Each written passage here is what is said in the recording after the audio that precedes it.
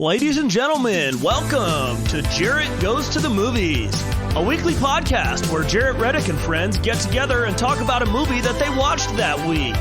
Plus, whatever the hell else is on their minds. Get ready for the best hour and a half you'll have in the next hour and a half. Here they are, Eric, Casey, Sean, Amy, and because he's famous, his name's on the show, Jarrett. Welcome to Jarrett Goes to the Movies.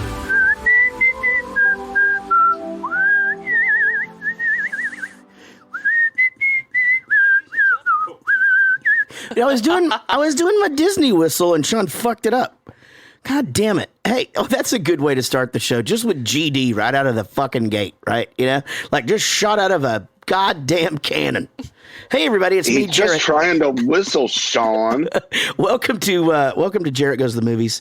We are happy that you're here. However it is that you're joining us, we are an audio podcast that goes out live on Twitch and on YouTube when we do it. And some people watch it. Not everybody, but some people. But a lot of you listen, and thank you for that. Today we're going to be talking about the movie Police Academy. This was a big movie, pretty much not just for me, but all 80s kids. I'm going to be able to break down why, I think I'm going to be able to to convince you all and to pretty much anyone, because I don't feel like this is one of the ones. We've been talking about these a bunch, just within my friend group and stuff, as to what are the movies that you grew up with that you really want your kids to see and appreciate and know and love, right? So everybody goes straight to Goonies, Back to the Future, Sandlot, Schindler's List, Deep Throat. But in all seriousness, we all sort of do gravitate to, or the Karate Kid is a big one, and these ones they are timeless. They work still. They don't need to be remade. Red Dawn did not need to be remade. It was. And guess what I didn't fucking do, Eric? I didn't fucking watch it. Yeah, I didn't fucking watch it. Yeah. It didn't need to be. You showed them. Yeah, fucking got 'em. You vote with your pocketbook, people. So if they put out this bullshit, then you just say, this movie sucks. I'm not watching this. It's like the Tiger Mart. I still haven't been back. There's no way they haven't felt that. Oh, they felt it for sure. They've got to feel it. I bet they feel bad. They're only keeping the electricity on 45 minutes for every hour up there now. I hope you get a handwritten note in the mail. I bet I don't. An apology. I bet I don't. Now, Eric is a little under the weather, but being a absolute stud muffin and joining us for the show via remote. Eric, let's just check in with you. How you doing, pal? I feel fine. Everything's fine. I don't know why everyone keeps asking me if I feel good, because it's fine. Everybody in this goddamn house has been sick since basically the day after we went, for a week, because a week yesterday, we had the pleasure of joining you to go to the Eagles concert. Yes, we had a great time. Which was amazing, and I haven't had a chance, because then the next day you left to go on tour. I haven't even had a chance to express to you how much that meant to me, and I didn't even really know it was going to affect me the way it did, but we can talk about that some other time. We should talk about it now. Anyway, let's actually talk about that show. Get into the meat of it, Eric. No, because I think we haven't talked about it because, like, as you said, I last minutely had to leave leave for tour because they changed the time that the bus had to leave, so we had to cancel our show last week. Yeah, didn't we? Yeah, and so Eric, me and you and Sean and Dave and Casey and Kelsey. Is that everybody? And Rob went and saw the Eagles, and it was a great, great concert. And then, and would you say now, Sean, you were pretty blown away by this show, right? Yeah, this was like a bucket list forever, and I just want to say thank you one more time. Oh yeah, of course. Oh, that's so cool. Absolutely. Yeah, it was like you guys. We got into the building. You guys were getting beers. I'm like, they're playing Hotel California. I'm going in. Right. No, and no. I just stood there and in awe. So Yeah, we sort of all knew we were going to miss that song, didn't we? Like on the way over, we were like, well, they play Hotel California first. Like it's an 11-minute song or whatever. So there's no way we're in our seats by the time that thing starts. Yeah. And we were there in plenty of time. We were at the bar at 6. Yeah. The doors were at 8. Yeah. And somehow we still missed the first song. We kept doing that. Let's just get one more because someone still has some, like I'll get one more and catch up. And also who we saw at the bar. This is actually super interesting, Amy. Yeah. We're sitting there at a table. We had the round table, as is tradition. I was going over the plans for the battle and all that stuff with these guys. And eating our mutton legs and all of it. And drinking our ale. Sean looks over and he goes, "Is that Chris?" And I'm like, kind of look over. Is that Cranfill? Well, I asked you because you had a better angle. Yeah, of his face. I look and I go, it could. No, I don't think. You know what? That fucking is. That's him. He was sitting like Chris Cranfill and his dad are sitting 10 feet away from us. And those of you who are fans of the show, know Chris is a longtime supporter. He's been on here quite a bit. He's been through some health stuff. We love him very much. And there he was. And so Sean just started texting him, or you called him and he kept. I called him, but he he kept denying your call, right? Lifts the phone up so we all can kind of see, and then he's just decline. Oh no, fucking that's great. so embarrassing. It was great. I'm always paranoid that someone's gonna call me when I'm in my car and they're like right next to me and I'm just like, fuck no, and just reject it. I have that exact paranoia. I hate it. It's like they call you because they're behind you. Yes. Yeah, and they see you. Or see you roll your eyes. Fuck no. Yeah. So I called back 2 more times and then I just took a photo of the back of him and sent it to him. And he turns around and was like, "You assholes!" Oh, that's funny. That's funny. Well, we had a great night. The concert was absolutely amazing. Probably the best sounding band I've ever seen. Oh, totally. I can't actually think of one that's ever sounded better. I don't even know that I should try. It was perfect in every way. And I was very moved by Deacon Fry singing his father's songs and by seeing Vince Gill. And I was going to bring that up. I don't know if you knew that Vince Gill is in the Eagles. That doesn't sound right. I mean, you're pretty and all, but why don't you just keep your musical opinions to yourself? That was man. Like, I was passing you guys right in the little ramp area.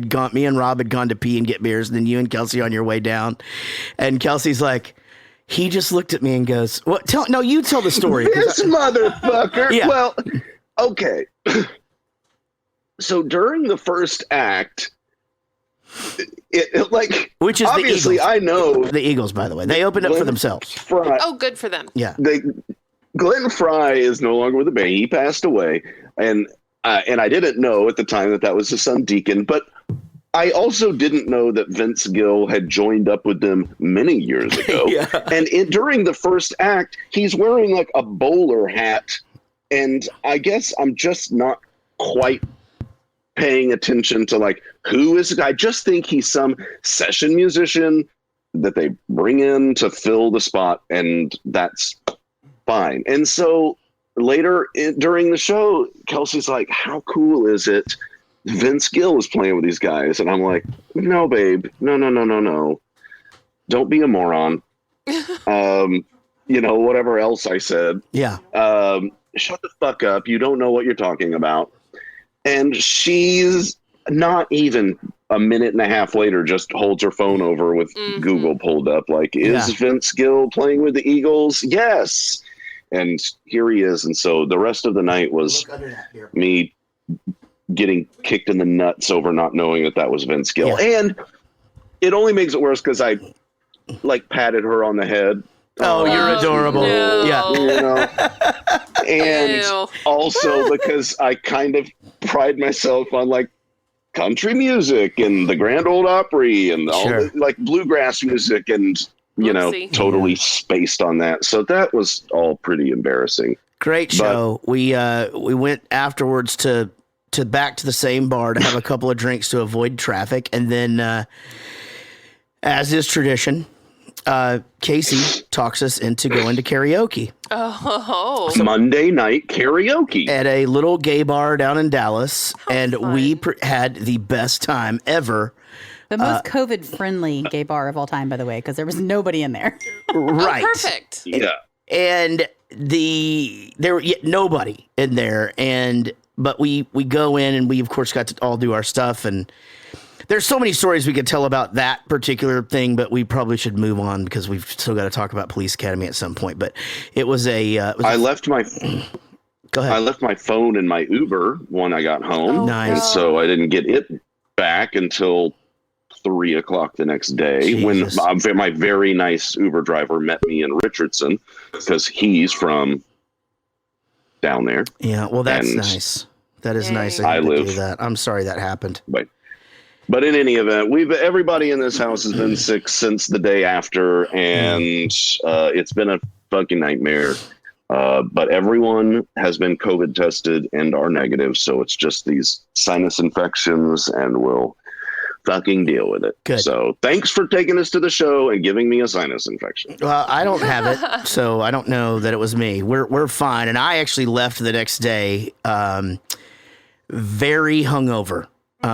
Me and Rob both were a wreck because, again, it's this fucking Fireball. I'm telling you, every time I drink you did the Fireball. and I've said this in our group, right? Yep. I know that that's going to make me feel terrible, and I do it every fucking time. And especially if Kelsey's there, because like that's like Kelsey, that's her fun juice. That's our drink. And then once she gets on the fire, then you know, like, well, fuck, we're in this for the long haul. Let's do this shit, you know. And but Rob and I both the next day had to wake up, find out, you know, well, we had found out the night before that instead of leaving at 12:00 at midnight, which we were going to do the show last week, we had to leave at 2:00 in the afternoon. And I was in bed until 12:30 or 12:45, and I wake up and Casey is like quietly just doing all of my laundry and sorting all of my clothes so that I have everything to like just being so sweet. And I am a mess, like a mess. Like That's because I was secretly passing the Fireball to other people. yeah. But yeah, we left for tour. Now, these shows were interesting. 2 of these shows were the original COVID shows. So they were booked in March of 2020. 17. That's when they were supposed to happen. Right. So these are the ones that right after my birthday being the last hurrah, then your birthday being like the really last hurrah, Amy. Yep. I was supposed to leave and go to these shows, and we had to cancel. So they got moved to September of last year. Right. Back when we thought that it was only going to last a few months. COVID still keeps going or whatever. They got moved a year away. And we just completed those shows. Now, here's what's crazy. 2 weeks before those shows are happening, there is talk of us needing to cancel those shows. And it came down to, all right, we're going to do what we can. We'll do protocols and all of that. And don't fucking write in with me about COVID shit. I don't give a fuck what you think. But we did a thing. We're like, hey, the band requests that you be vaccinated or have a negative test or whatever. And, you know, all 3 of the venues enforced it, and 1 venue didn't. And they're, you know, but we did what we could do. Doesn't matter. 3 of the 4 shows sold out, and it was an awesome so tour. cool. Bowling for Soup is back. We took Don't Panic with us, which is Rob's brother Ted. That is his band, and got to play with some other August Winters, a cool dude that I'd played with back in Pittsburgh before. We played with a band called That's totally a Goalkeeper porn was star really name, good. right? Jack Nice Stiletto, and just some great bands that were to join us on that. So any and all of you, many of you at the VIP, which was also a little bit weird in that we had to social distance. We had to take our photos from the stage with people in front of us, but they look cool. But so many people, guys, and this is a testament to you four, just saying, Jared Goes to the Movies is my favorite podcast and this, and gets me through my work, my commute, and it's every single VIP and just random fans and all of that. So I want to thank everybody who is a fan of this show. I think a few people who are supporters actually came out, and I was not able to connect with you. And for that, I am sorry. I was under some pretty strict guidelines myself for the safety of my own band and crew. So I was not able to mingle, go out into the room, or, even take photos after the show or anything like that. That's got to be weird for you, It's though, weird. because Yeah. it's usually your thing. Yeah. And I like that interaction. I like the after the show thing. I like the before the show thing. I like to go, and especially if it's in those size venues where it's, 600 to 1,000 people, like I like to go out front and like watch the opening band and like hear what it sounds like. And as long as I'm not drawing attention away from them, then I'm comfortable doing that. Once it becomes a thing where it's like, can we get a photo? Then people aren't watching that band. Then I tend to draw a force field around me and just fucking get the fuck out of there. Anyway, it was a great tour. I am back. Most betting people probably would have bet that I would have canceled today's episode because I just got back late last night. But screw you guys, I'm here. Eric, I know you don't feel good. Amy, I know you're exhausted from teaching. But we're going to freaking do this. Casey is with us now. Yay. Hey. Hi. How are you today? Today you were karate mom. Karate mom. Yep. Yeah. Today was fine. Just Prove it. She had a crazy day Saturday. next time you're over here, I'll prove it. They had a baseball game and a snack, and she was snack parent, and we do the walk-up music, but normally I'm here to do that. So she had to do baseball snack, the walk-up music, get him there, which actually the latter is the hardest part. Getting his fucking shoes Getting on. his shoes on is the hardest fucking thing. And then a soccer game. Snack parent. Oh, you were snack parent for the soccer game. Yeah, Yeah, she and I just made knocked it out. I made it. I did it all on his the same on day. his birthday. And I made like little That's birthday goodie Yeah, bags. that's right. Yeah. She did it For all on of them. purpose. Yeah, now I She don't have killed the walk-up music, by the way. Pfft. Awesome. I knew she would. Well, I don't have to participate anymore because I'm done. Yeah, Yeah. that's true. I missed his birthday because we had his party the week before, and so Casey actually told me, she goes, "You should just send him a video because I don't think you're going to want to wake up at 6:30 in the morning to wish him happy birthday." And I actually thought about saying, "Well, I'll just stay up till 6:30," but he doesn't need to see me in that shape. And so now, Casey, one time I did stay up till 9 o'clock in the morning to pick you up at an English airport. That was the best. Yeah, and just was had great. drank everything on the bus with Daniel Cotton. And Yeah. Usually I just pull it. I love. Sometimes they will like send me a car and I'll go meet them. But my favorite is like the bus will just pull up in front of the airport. I get to go hop Yes. on and take a nap, and that's the shit. But something weird. we happened. just lost one ear. There Okay, it goes. Yep, Oh. there it is. Okay, it's back. Yeah, we're But good. yeah, I'm over at the luggage area just getting my stuff, and I look over and he's just in the airport, and I'm like, that can't be good Oh, no. because it is 9 a.m. and because of the Baby, time, where are you? literally him and Daniel Cotton. Arm in arm. Yep, just wandering through. I was like, oh fuck, like head down. Like, Well, we let's had get out our of here. bus driver with us too. So like in the airport. Yeah, Coach was with us. We didn't. He waited out front though. Oh, okay. You So guys it was came up to us to guide you back. wobbling through arm in arm to come get me from the airport. Like I was gonna not know where the big fuck off bus was Yeah. outside of the one door to leave fucking that area of Heathrow. Yeah. Yeah, but anyway, I didn't stay up. Instead, what I did was, guys, Then I got to see him at about 8:00 p.m. that night because he slept the rest. I didn't have to do sound check or anything. I literally like woke up, went to the VIP, went back to bed, and then played the show. And it was a fucking glorious show, by the way. But the night before Everett's birthday, I had 700 people sing happy birthday to him and videotaped it. And so he's at the age where that was cool. I think I've done that for him and the other kids before, but they were maybe younger and it kind of doesn't have the same impact.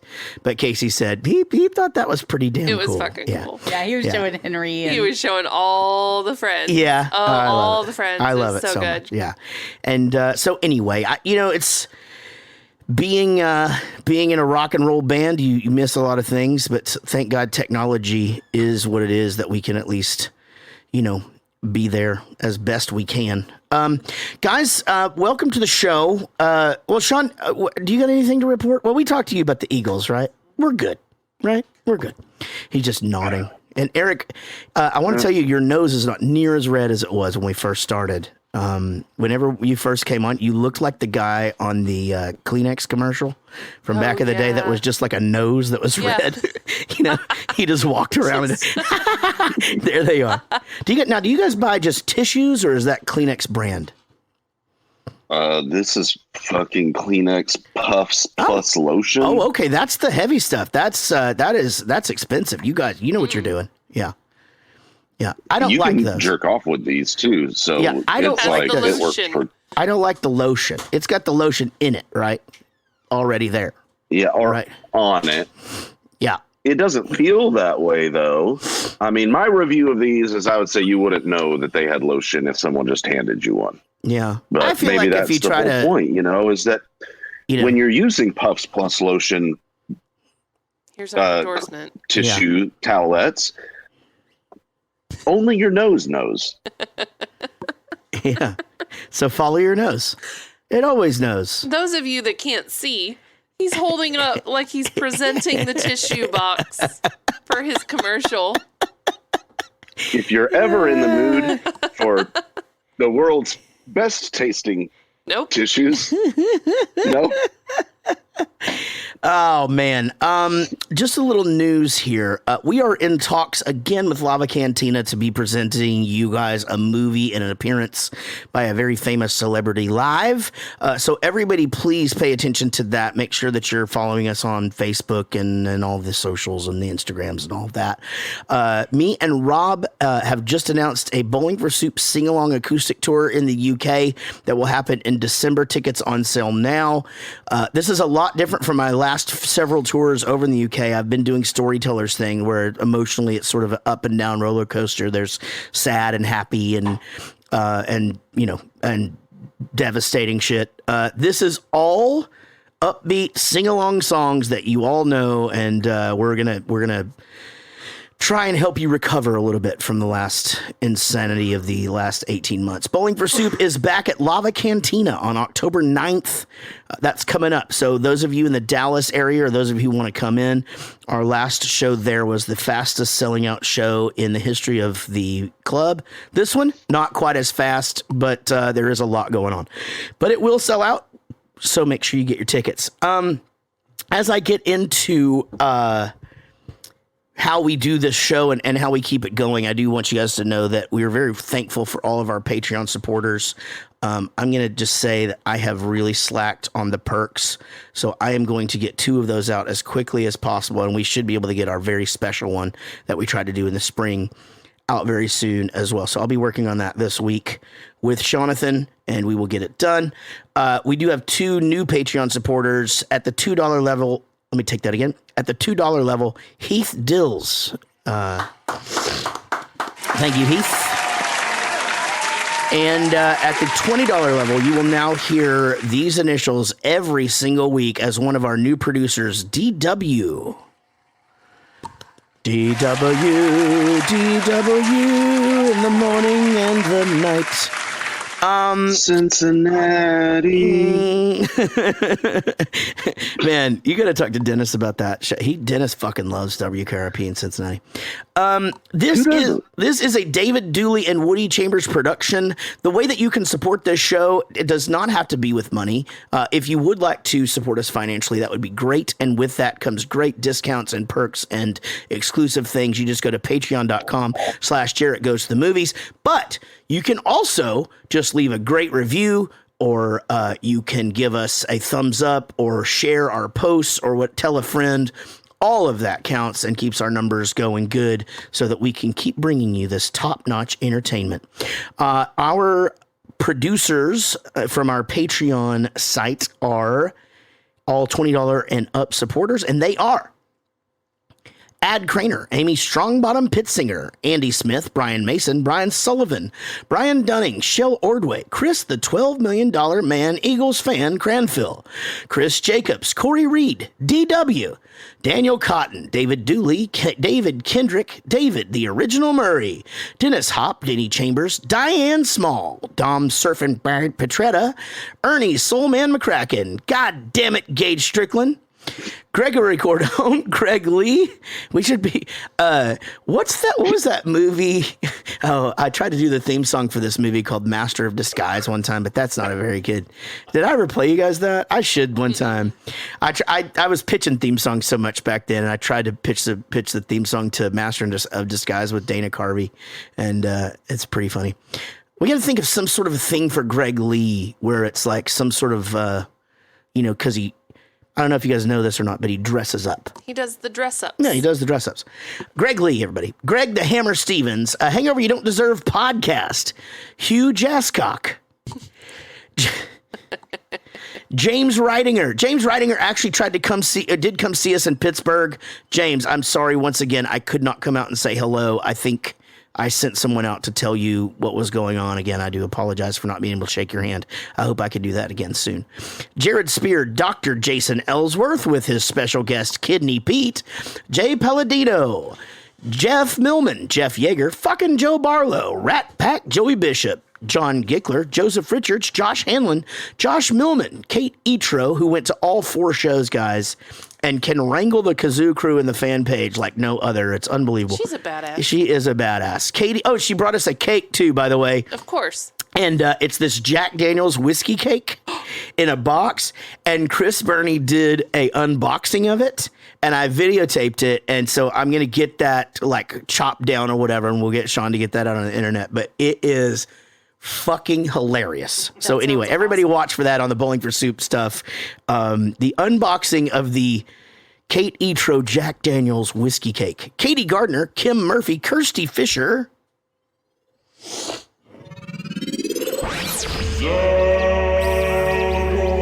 Lily Holohan, Lindsay Sponsor, Lisa Wenzel, Lucy Murray, Mandy Birch, Mandy Pretty, Michael McClary, Michael Price, Mike Breton, Mike Leblanovitz, Nick Rignoni, Rodon James, Ray Elliott, Rich Osborne, Robert Dirty Muffins O'Doyen, Ryan Clydesdale, Sean Blackstone, Sean Barger, Steve May, Steve Rhodes, Tom Poo Poo Murray.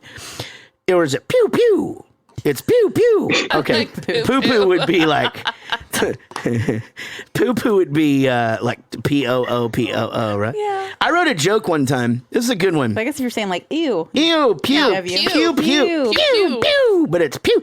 Here, I wrote this joke. Okay, Amy, knock, knock. Who's there? Poop. Poo poo. You said poo poo.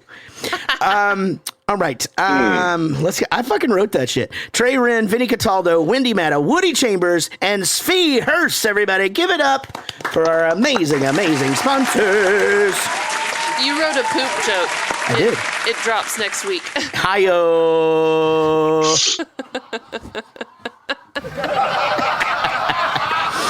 I wish I had a crickets button over here. I could do it for you. All right. We have one of the good things if you are at the $35 level or up. Now, that's a month, not an episode, guys.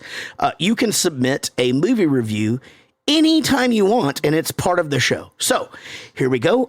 Jay Palladino with his Police Academy review. And we are at it again. Jarrett Goes to the Movies fam. It's Jay Palladino with you on location from the Blue Oyster. Oh, yeah. These movies were so funny. The first 4 of them were anyway. I mean, Steve Guttenberg was at the top of his game when these movies started coming out.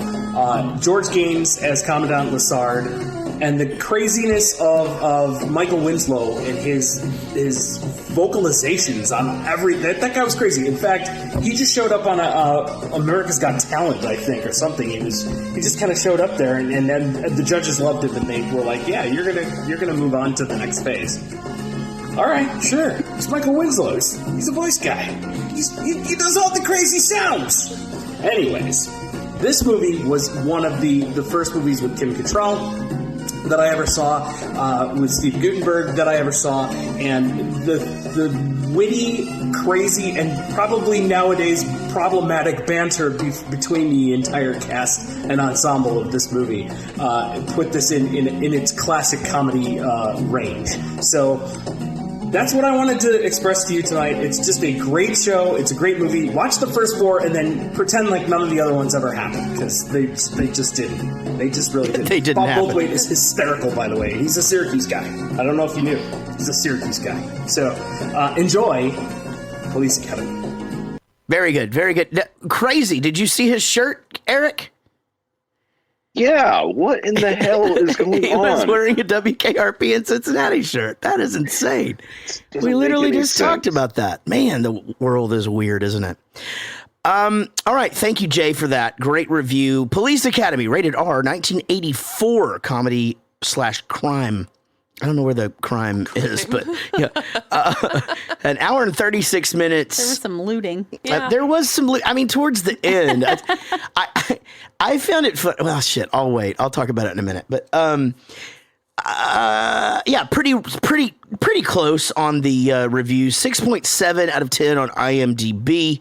55% on Rotten Tomatoes. I can only think that percentage continues to go down. There's no way that had they asked that back in the day that it would have been that. And I'm gonna try to explain why as we get into this episode. The budget on this, $4.5 million. This thing at the box office made $81 million. Good Lord. So what I'm thinking about, Damn. somebody during 5 questions asks about Steve Guttenberg and like where he went, right? I'm thinking he had to have. It Takes Two with Mary-Kate and Ashley. Well, he had to have signed some sort of a deal on this franchise and made a boatload of money, and then only to go on to 3 Men and a Baby and that franchise and make a boatload of money. And It then Takes Two with Mary-Kate and Ashley. well, hold Yeah, on, and then got a lot of my money, that's Short for sure. Circuit. All of his movies were franchises. You know, they didn't make another Cocoon one because those old people were gone. Or It Takes Two. Okay, It with Takes Two Mary-Kate and with Ashley Mary-Kate and Kirstie- Ashley. Kirstie Alley? It too takes two. It takes two now, baby. It takes two now, baby. How about you? It takes two to make a thing go right. Ooh, good one. It takes two to make it out of sight. Yeah. I came to rock right now. I'm Rob Bass. I came to get down. I'm not internationally known, Now, but Eric, I'm known to rock a microphone. I'm sorry. Eric, had Yes. you ever seen Police Academy before? Okay, so obviously, this is not the kind of movie that my parents would have wanted me and my little brother watching when we were, I would have been like 7 Why? when this movie came out. Sorry, they're crying in the other room. Like, what is going on? I was like 7, so Why we were not? like prime. What? Why not? Well, a lot of reasons. Because it has crime. Because the crime? I specifically remember that there was a bra in this film, so my parents would have been out on that. The bra is What, your what mom was out devil on bras? uses to hold breasts. The devil breast holders.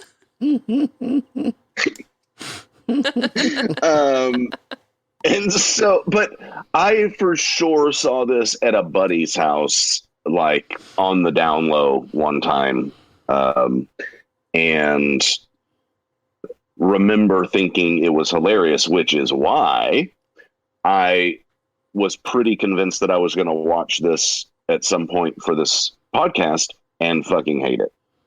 Because if I liked it when I was like 7 or 8, Right. what are the odds that I still like it as an adult? Yep. But you want to know something?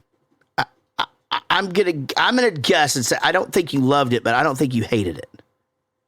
I think No, I didn't hate it at all. I probably liked it for different reasons Yeah. than when I was a kid. Like, I'm sure as a kid, I thought Michael Winslow was awesome. Oh man. I just thought it was okay this time around. But there's some funny stuff that happens here that I probably didn't catch when I was 8 or 7. And Oh, I And Kim Cattrall's really did nipples. think it was really yeah. funny. Casey, one of the questions on 5 questions is in that one scene, did she have a bra on or not? And Jason Ellsworth got it wrong. She probably did, right? No, there's no you way didn't she think had so? one. No, she definitely did not have a bra on that. In that Back scene. then, I mean, some bras were Those just little flimsy, they're like just a thin piece of they're just fabric. to lift them up. They're not to do anything. And sometimes not even lift, just to have like a little band, but they could flop over. I'm if there's telling you, enough there was fabric. no flopping. No, I'm not saying Get there her on has the to be phone. flopping. Yeah, really. I'm telling you. She's not busy. You see those things in Mischief, and it looked exactly the same in that little T-shirt. All right, Eric. So, did you do a pre-synopsis? You didn't need to do a pre-synopsis then. Let's just figure out. I don't need to do that. Let's just hear what the movie's about then. Over to Eric. for his synopsis. You didn't know I was going to go to this, or No, I wasn't on the right tab. I'm on the right tab now. Do you want to play the song again? Make it sound like Over to a group for of his synopsis. Over to Eric. for his A group of good- synopsis. Will you just play the song the right? Over to Eric. for his synopsis. Go ahead. Just do it. I'm not going to play it anymore. A group of Go.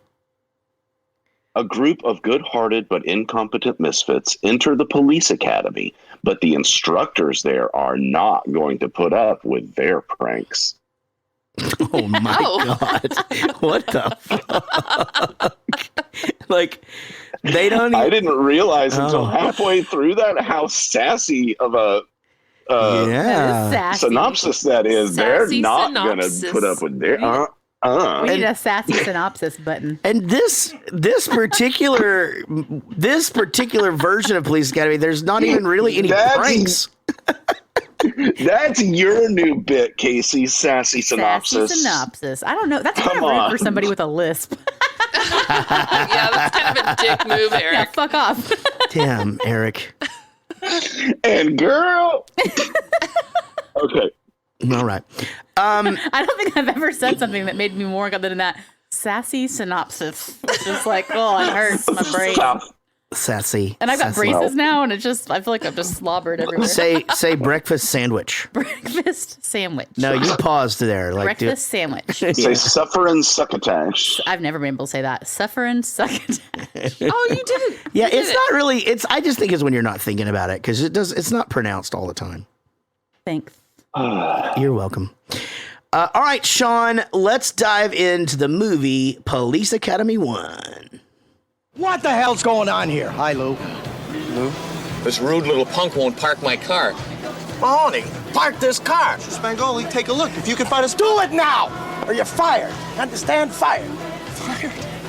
That's not fair. The guy has a bad attitude. What? Do it. Okay, I want you to apologize to this man, then park his car. Yes, sir. Sorry. Get out of here. Yeah, and clean the ashtray while you're at it.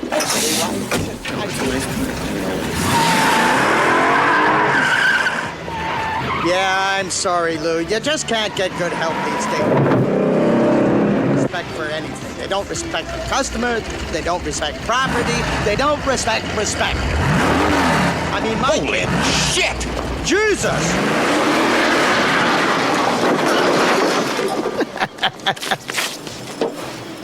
It fits!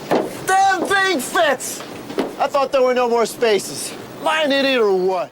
Am I So an good. idiot or So what? good. Boy, that kills me to see that car wrecked like that. I fucking love those so much.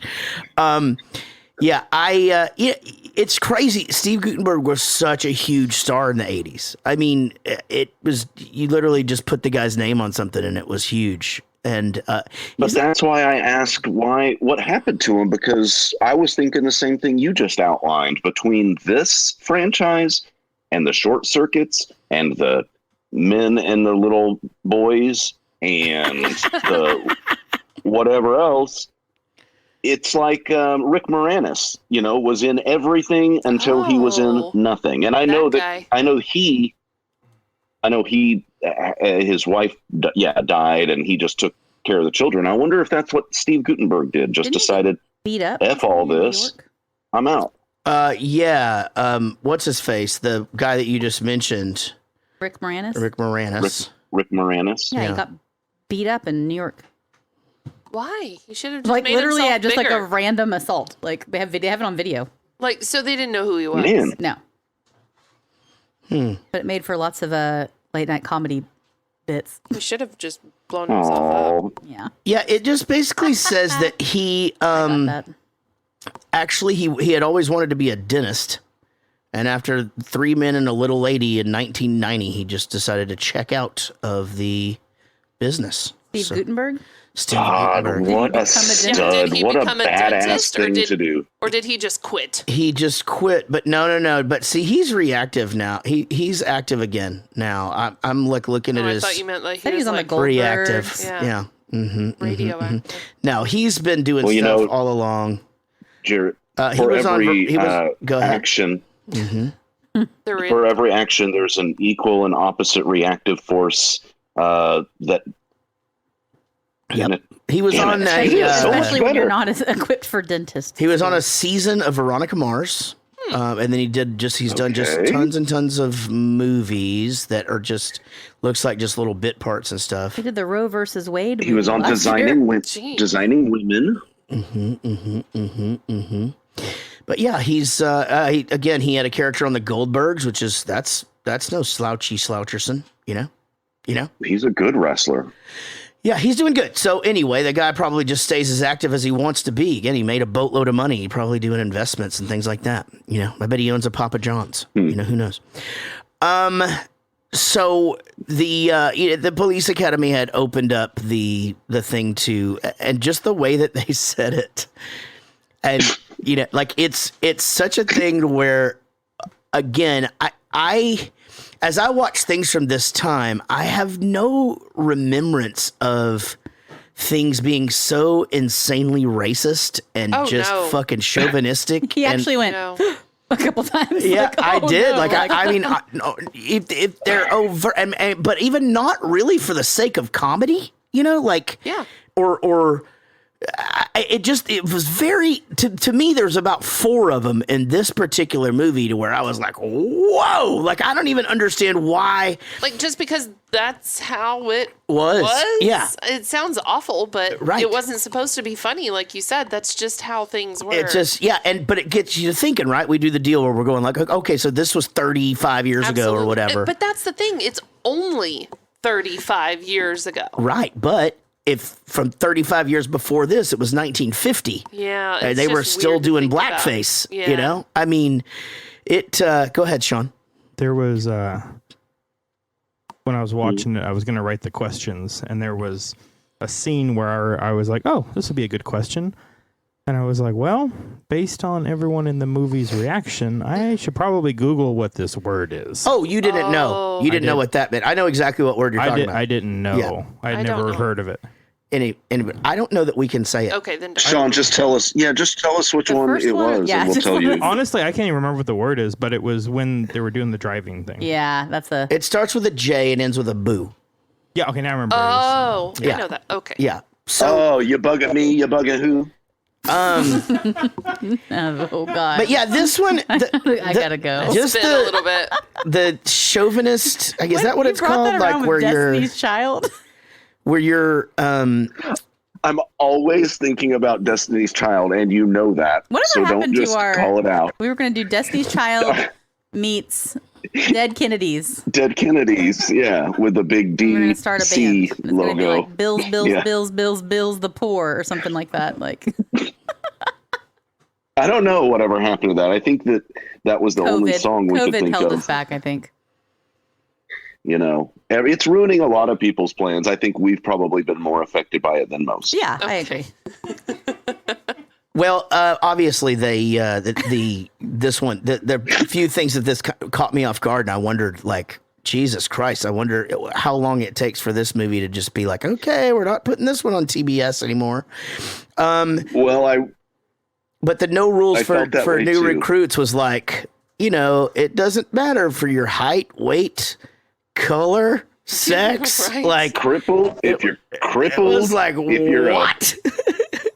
You know, if you're a moon cricket, It's really, really bad. But So, sexual orientation was not in that list. no, that's just it, right? That wouldn't even have been wasn't a a question. consideration, right? Yeah. It wasn't even a question. Well, the gay jokes in this, or at least the gay references in this, were all equally as like, what? At the end? Yeah, I mean, You guys cut it out. there's a queer dog, Yes. and then there's the he wakes up, and Hightower wakes him up, and he just goes, "Sleep is for faggots," and it was like, whoa, like you can't. All right. That's not a thing, say that. You can't just pop that out there, Steve. That's not a thing.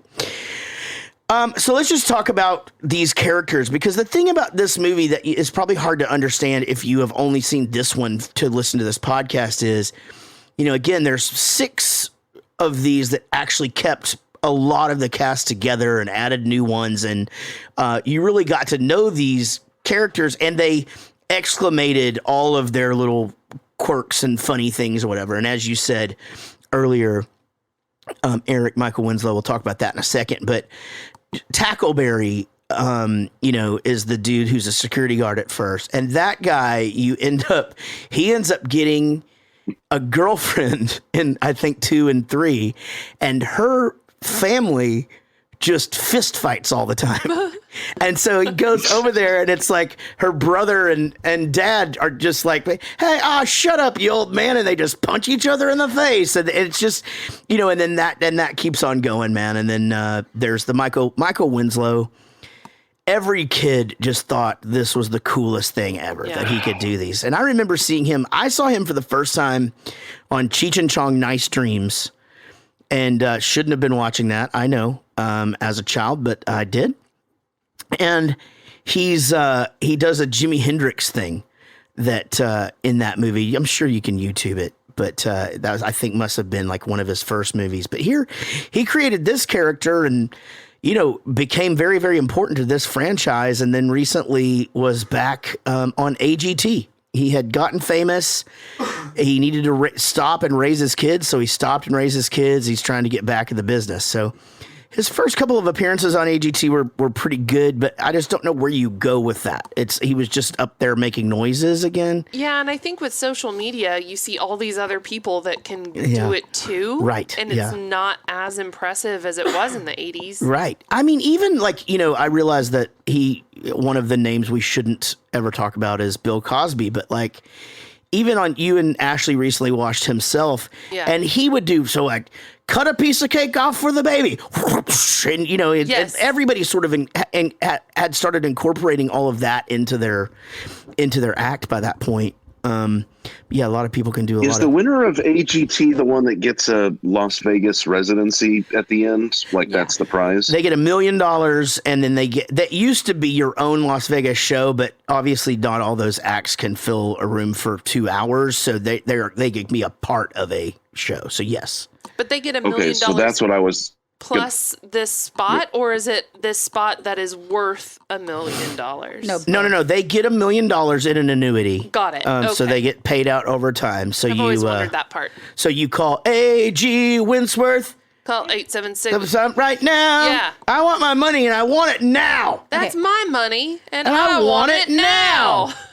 If you win the lottery, you're supposed to take all the money right You now. always take the money. Yeah. But then you have to pay the taxes. J.G. Wentworth, right? first of all. Yeah, okay. But you do have to pay the taxes on it. But the point is that all you're doing if you don't take it is you're giving them a no interest loan for them to do the investing that you should be doing on that money. So you should take that money, give it to your financial planner, and live off of it forever. Or what if you already know? Or spend end it up all on that show. Yeah, that's true. And cocaine.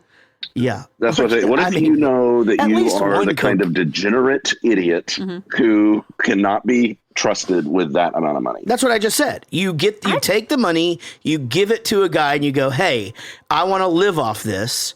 And he guesses how long you're going to live, and based upon that, he invests it such that, and then he goes, "Here's how much you can take a year if you're going to live to be 85 years old, and you'll never run out of money." And what if I only want to live to 45? Perfect. Then you don't need that guy. You're going to have some really good years. It's going to take you a while to spend it. But Have you guys ever seen Brewster's Millions? No. There's no way you have. It's a Richard Pryor movie, and he is just this poor dude who works for the Chicago Cubs as a janitor, and he has left in a will. Basically, he leaves him $30 million, but. Wait. Is this the one? I'm just so you can. I'm asking you. Ask if we heard about it. Is it the one where he has to can't have anything to show for it? Right. So he has to spend $30 million in 30 days, but he can't have anything to show for it. And there's stipulations like you can only give $2 million to charity. You can't just give it away. You can't gift any of it or whatever. So you have to get something from it or whatever. And if he does that, he gets $300 million. That sounds very interesting. Or he can just take $1 million and walk away. But his uncle's like this real old, toothless dude calling him a chicken shit. He goes, "You're a piece of shit. There's no way you can do this," or whatever. And here's the other thing. You're not allowed to tell anybody. Of course. So while you're squandering all of this money over the course of these 30 days and just being this crazy shit, people are going, "No, you can't do this," or whatever, and it's. What's this called again? It's called Brewster's Millions. What's funny about that is I've actually never seen that movie, but on more than one occasion, Dennis would bring that up and tell me about this movie, and give it to me almost like this riddle and scenario, and I'd go, "I just do this." Well, you can't do that because of this, and I'd be like, "Fuck!" And it used to frustrate the shit out of me, and I still think about that a lot. I had a math problem, a math project in middle school. I don't remember what grade, but it was similar to that. It was you have to spend $1 million, but you can only do this, this, and this, and it was really difficult. Yeah, he does probably the smartest thing ever. He runs for office. The problem is that he starts to win. And if he wins, he's going to get that salary or whatever and all this. No. So the whole premise is he starts trying to campaign for people just not to vote at all. None of the above is this thing. Vote none of the above, which is so odd that we live in a time where that would be, right. That's we wish we could, I guess. Anyway, Michael Winslow, back to him. That's like the character that kids at school back then would you'd just be coming and you'd go, and try to do that. Kind of sounds like a squeaky fart. Yeah, but, it's fine, farty. But you would try to be like, that you're just super drawn to him. Him and Hightower, which is the. I've got one. Ooh, that's pretty good. See? Yeah, that's pretty good. Michael Winslow, right there. Yeah, that's good. I bet we can train Everett to do some. Yeah, Everett would be good at that. Is that a car? It's a car fart. Car fart. Yeah, Everett's See, a little it all noise goes maker. back to the fart. If you just add a fart at the end of it. Man, hello. Kim Cattrall had a good run as an attractive person. She's nice Yeah, looking. it's annoying. Yeah. Does she? I asked you this the other day. I never watched this Sex in the City, but she used to get naked in it. Yes. Yeah. Oh. Is she the only one out of the? I feel like we see a couple other boobs. Yeah. It used to be an HBO show. It isn't like what it is now. It was a whole thing. And they cursed a lot. And I never watched the show. I watched the movies. It's good. Do you get to see Secretariat's boobs? The horse? I don't know who all's boobs you get to see, honestly. But I didn't. Is that a horse? I thought it was a horse. Well, the two kiss-ass guys. Well, I mean, again, everybody's showing up to the thing. Each of these are their own little characters or whatever. There's the accident-prone guy who, knocks his wife over, and then she does a bunch of stunts and jumps on the car and shit. And I think he stays for the next movie, I'm pretty sure, and becomes a part of it. But they bring in a different little guy that you guys would recognize. It basically looks like a younger version of the old man in Up. He's this little old man. They bring him in as the victim in Police Academy 2, and then for 3 Citizens on Patrol, I believe that he's a cop. But is this even interesting? Should I shut up? Anyway, these kiss-ass guys show up, and they're like, "Hey, it's the chief. Let's go say hi." And hey, reporting for duty. He's like, "Get away from me, you asshole," because this guy doesn't want these fuckers there either, right? Nope. Now, you guys are all probably too young to have ever had and or carried a boombox, like a ghetto blaster, right? Correct. Yeah. Wait. It's the biggest possible not like the radio. little one. No. They called him a boombox. Yeah, I had a boombox, but I never carried it. So- Like the Because kind would've that you been mean from fucking weird. Say Anything or like stereotypical street performer. Yeah, Like on you Fresh wanted Prince. you wanted to have the biggest radio possible, and you would just carry it down the street. And I would do this as a did kid. that. It's so That's stupid. so weird. Just blaring in your ear and just walking down the street like a fucking little asshole. You remember those things, Jarrett, when they would take like, you need 8 D batteries Yeah. and 12 C batteries. Yeah, those things are crazy. And it made them What weigh the like 65 fuck? pounds. Yeah. It's funny how whenever you're That's a kid, bad design. you're fucking stupid. Like, I don't know. I think about that stuff all the time. Like, you just do the dumbest shit. Like, I remember like drinking IBC root beer and just thinking like, people think I'm drinking a beer probably. Yeah. Like walking down the Yeah. street, like nobody Probably. got that. Oh yeah, I mean, I used to come back from the orthodontist before I got braces and put a paper clip in, and so that I did the same pretended it was a thing. retainer. Me too. That is fucking weird. Putting glue on your hand and, And like, I then- can peel my skin. Oh Like, yeah. Oh, yeah. And then I go get braces and they don't come off for 3.5 years. Yeah, you I'm don't- like, why the fuck did I put a paperclip in my mouth? Exactly. And then, then to the paperclip kid, you're like, "Fuck you, man. You know, Yeah. you You don't even you know. don't know even- the shit you- I've seen. You don't Yeah. know. You don't know the shit I've You don't seen." know the hurt. So then there's the guy with all the girlfriends and the but yeah, this is the speech that the chief is looking out the window and he's like, back in the day, people used to be the right size, the right kite, the right color, and you know, and the thing is, it's all you had was Johnson's. Just, you know, we didn't have, you know what I mean? Like everybody had a Johnson. Johnson's as far as the eye could see. And then and Lazard goes, and what a beautiful sight it was. But that, All right, so I go ahead. fully expected that this was going to go way more towards the like Naked Gun kind of like stupid shit route. Right. And I was so happy that it kind of maybe on occasion towed that line, but it never went full like No. stupid shit. It was just funny shit like that line right there. I remember laughing. They do, loud. it gets campier as the thing goes. Like they do get into like more pranks, like switch the guy, you know, and 2 or 3, you know, switch the dude's shampoo with hair removal cream. And, you know, it's a lot more of that kind of thing. But yeah, the right there, I was just like, whoa, right color. What is it? And then like the next scene, the guy says, there's so many spades around here.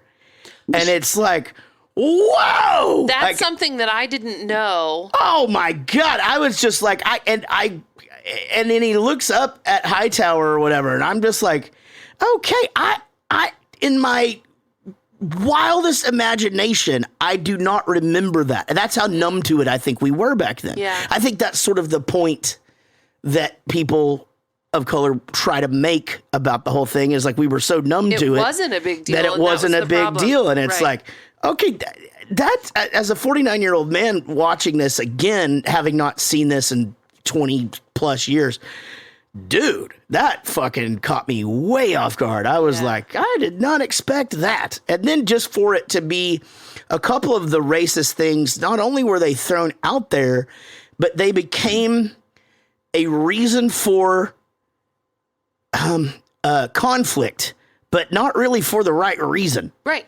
You know, it was just very, very odd the way that felt. And it wasn't a good feeling at all. It was more like, yeah, the kids aren't seeing this one. No. You know, this one is not on the list with Goonies. We run into this, and we've talked about this before. For you know, we've got kind of our far to the right. I don't mean politics. I just mean over here in this corner are those movies that you just can't make again. Yeah. Revenge of the Nerds, Right. and some things like that. But I don't think, even though you know what you're saying is 100% true, it was shocking, and it's, you know, if it's weird for us to hear it, you know, then imagine how people actually affected by it feel. Yeah, But well, I imagine think how they you can felt about remake- it then, you know, where they had to just sort of Yeah. take it and, you know, not say anything. It just fucked up. But I think this one you could remake with some pretty minor adjustments. Yeah, Absolutely. Oh, Whereas agreed. some of those films you just couldn't. There's no way to get around. Revenge of the Nerds you You could know. make again. You just have to take the rape Yeah, it has to scene. be less rapey. You have to take the rape scene on the moon and then the panty raid and the cameras. In Right, the I've never seen this And movie, the but eat now a, I want and the to. eat Yeah. a pie. well, which comes from actually all of those are related. So the panty raid is where they put the cameras in their dorm, watch them naked a bunch, and then do the eat a pie thing from one of those cameras or whatever. And but you could still, you could still make that Just movie. watch I him know, be but those are smart my and favorite run a parts relay. of Come on. the movie. They're the most revealing parts. I'll tell you that much. Right. Huh? So anyway, and again, just sort of, I don't want to just talk about the things in this movie that are gross because there's funny things too, but they're just when he goes up behind the girl and he's like, phone number. Oh, yeah. Like, let's see your thighs. And it was like, ew, fucking gross. Yeah. Like what? Like, Weirdo. I mean, I didn't really have a problem with that as much. no, nobody would say that to a girl ever here in No. 2021. You wouldn't go up beside somebody and say, let me see your thighs. What the fuck? Well, what if your fetish is getting slapped in the face really hard by a stranger? I don't Then think you'd be surprised what just a creepy motherfucker will say in this day and age. Maybe I mean, I am. Maybe I would be. I don't know. I don't know. But I will say this. Lassard is the best, and he, through this whole franchise, is so awesome. And I've always loved the many, many, many things that he says on screen. That shit has always made me laugh. They do make him more of a buffoon, I think, in the movies that follow this. They make him a little bit more dumb, but it's always kind of endearing. You always love the guy for that. Lassard, where he's giving the speech and the dog comes running up. yeah, and, Princess. boy, I remember thinking to myself, they didn't really have a problem at all showing full on that dog's red The dick. lipstick. Oh, I did not see that. no, I didn't see that either. I either. was writing down what they were my. saying because the language is princess, more like a prince. Give me that dog. He's mine. He's queer. I was like, what the fuck does that have to do with anything? So bad. It was like, whoa, man. They just had We're the not red even trying rocket to out, fuck huh? this thing up. Yes, crazy. Yeah, it's like back. You'd see a lot of movies in the old days where the dogs had balls too. You don't ever see that anymore. You don't ever. I mean, Which is a shame. It really is. I mean, sometimes you see a good set of dog balls. You're just like, oh yeah, Now that's a good set yeah, of that's dog balls. nice hefty set of balls. I think we've been desensitized to just like how fucking massive like animals' balls are because we're That's just true. you know We we've just been don't see 'em. told for the last Well, 30 years to we cut like them to off. cut 'em Bob off. Barker. Yeah. Yeah, thanks to But Bob. when you see like an unneutered dog with just big old fucking Yeah. juicy balls, Oh, why'd you say just- juicy? it's- Ugh. I don't know. I was trying to think of an adjective that just describes balls, and juicy was one of them. Delicious was the other. Yeah, I get But that. anyway, kids these days don't recognize. They just don't know how big animals' That's right. balls are. So we should show them. Mike from Florida did remind us that in Van Wilder they did have that dog that had that well, he huge just set. needed some relief. What was Yeah. what was his name? What was that dog's name? Colossus. Colossus. What? Yeah, Colossus. You got me on trivia on that one. Probably. That was good. That's the Yeah, one I love. probably. No, I remember. Oh, that sounded like a dick move. I just really No, love we're the talking movie. about balls.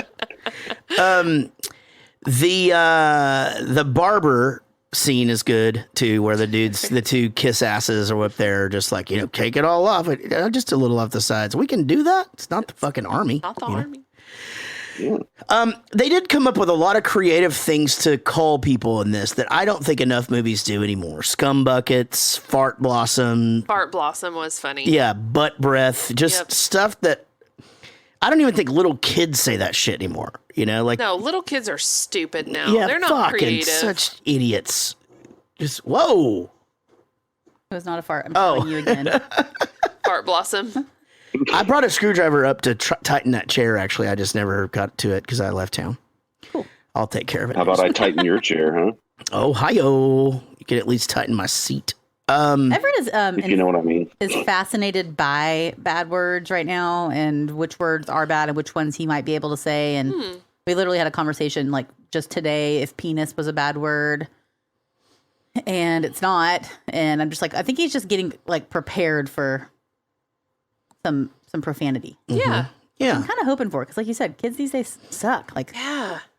Yeah. I think they need a little bit more You need to, inappropriate content. right. Oh, I got a video of my kid saying shit No way. Friday night. What? I sure did. We went to the high school football game on Friday evening, and my oldest gets very emotionally involved into sporting. He does. Yeah. And it concerns me to a point. But our team was about to lose, and they made a bad play, and he just goes, "Oh, shit." And it's very subtle, but it's definitely shit. And I looked over at Derek, and I'm like, fucking recorded that. Yeah. And we can show him later, but it's funny. I had to hide my face because Oh, it was yeah. so funny. It's so good. Yeah, he does. When he came and sat by me at one of Everett's games one time and just was going, he was calling every play, like this happened and this, why didn't they do this? And he was very, very invested. That's why we had to get over there quick. I was like, oh, shit. He's got some were music like, to play. Oh, shit. Oh, shit. Yeah, it sounded just like it. Yeah, Kate says at least he used it in the right context, he which knows. is true. And it's scary because if you hear him say stuff like that, it sounds just like the way I say it. Yeah. Oh, I bet. Ugh. The Chase Daniels has a new comedy album out, and it's fucking great, by the way. Chad Daniels? Chad Daniels, sorry. Chad Daniels has Like a new Chase Daniels, the quarterback. Yeah, from South Lake. Chad Daniels has a new comedy album out, and it's great. It's out everywhere. But he talks about how he heard his son curse for the first time, and he was like, he took a jump on his bike and he fell down, and he just looks up and he just goes, "Fucking A." Like that, right? Yeah. Yeah, right? Go ahead. And he got, and so Chad's laughing. He goes, "Look, I'm not mad at you for cursing, but I want you to tell me 3 other ways you could have said that." And he goes, "It hurt, it sucked, and I want to break my bike." Anyway. See, if my kid gets really hurt like that, yeah, fine. Yeah, check out the new Chad Daniels, by the way. It's very, very funny. Yeah, I agree. I think the first time I ever heard Emma really curse, excuse me, she was up, her and the other Emma were up doing their hair probably at like 14 or 15. And you just hear this, "Ah, shit," because she had burned herself. And I was like, dang, 14 or 15? She was like, okay, I'm not trying to, I feel like for the sake of the story, she was like 12 or 13. She was little, and that's why it was so funny.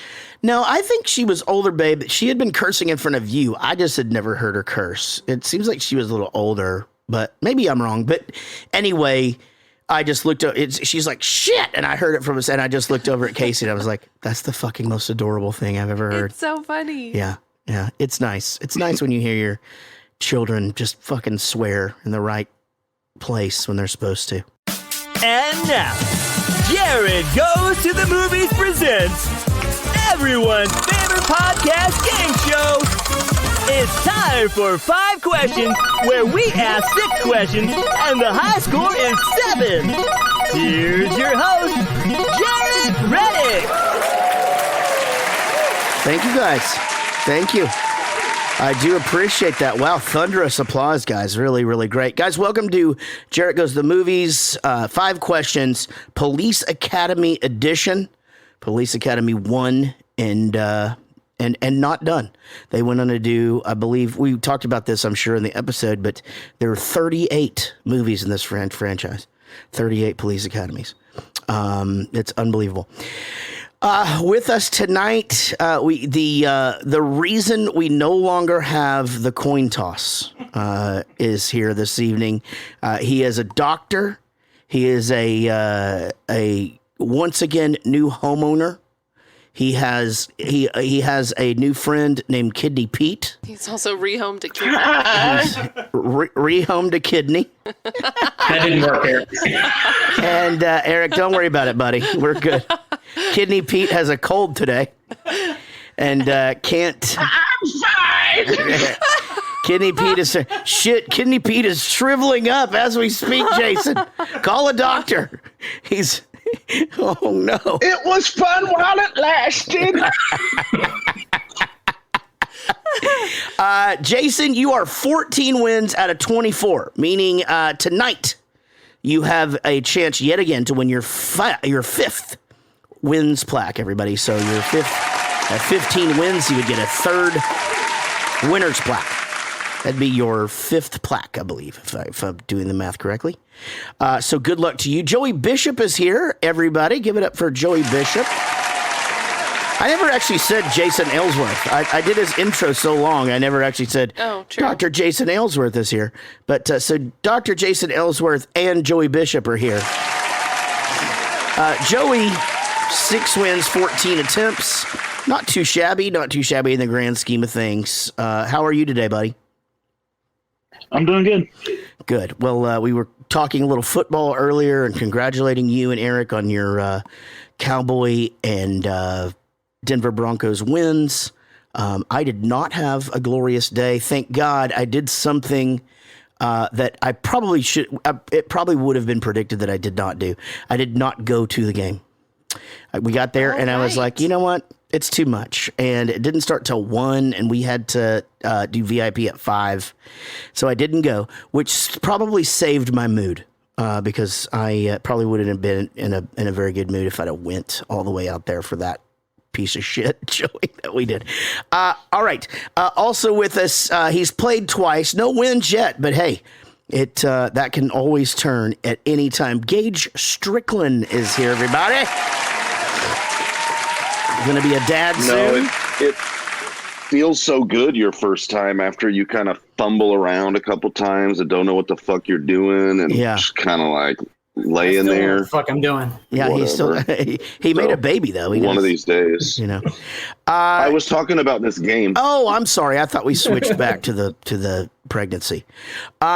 Okay, guys. Well, you guys all know how this goes. And as I said earlier, the reason we no longer have the coin flip at the end of this is because Jason Aylesworth, pretty much all 10 of his losses, at least 10 of his losses.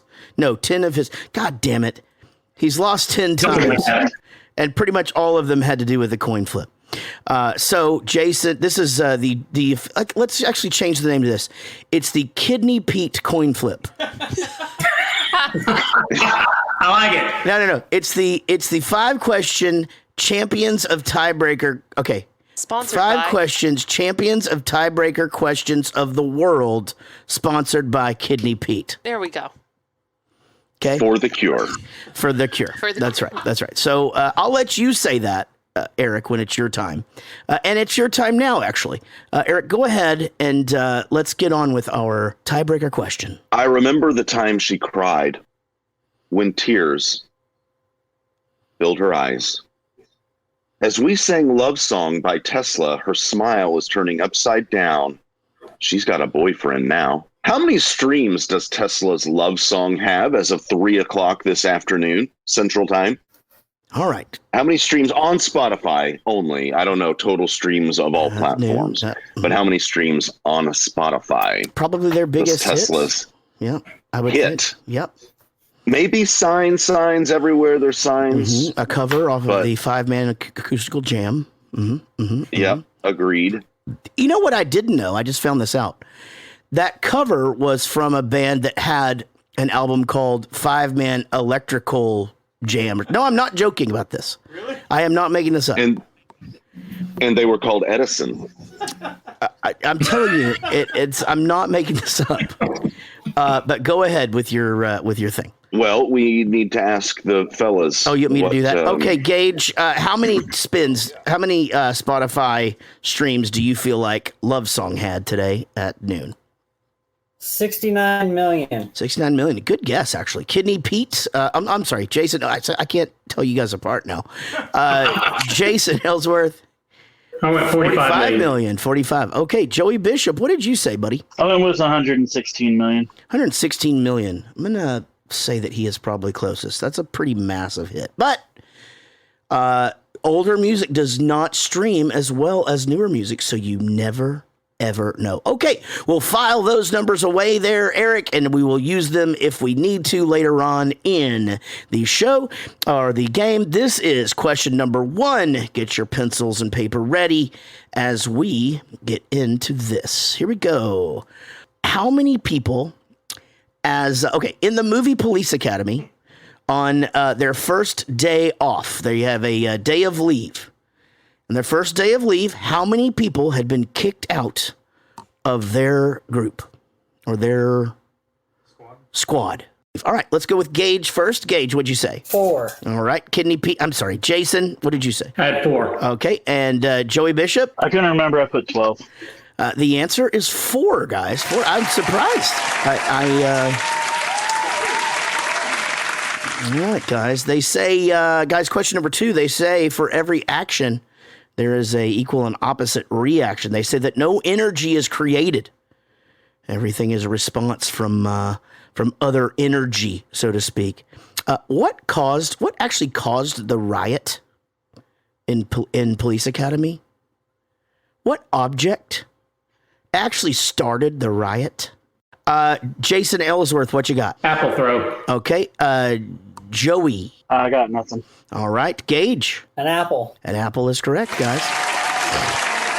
Gage and Jason both with 2. Joey still no points on the board yet. But however, guys, remember, it's anybody's game until the very last question. All right, guys. Question. Yeah, that's right. Okay, guys. This is a pretty easy one. What is the full name of the bar at which the cadets are sent for the party, thinking that they're going to bust the guys and end up having a night of dancing?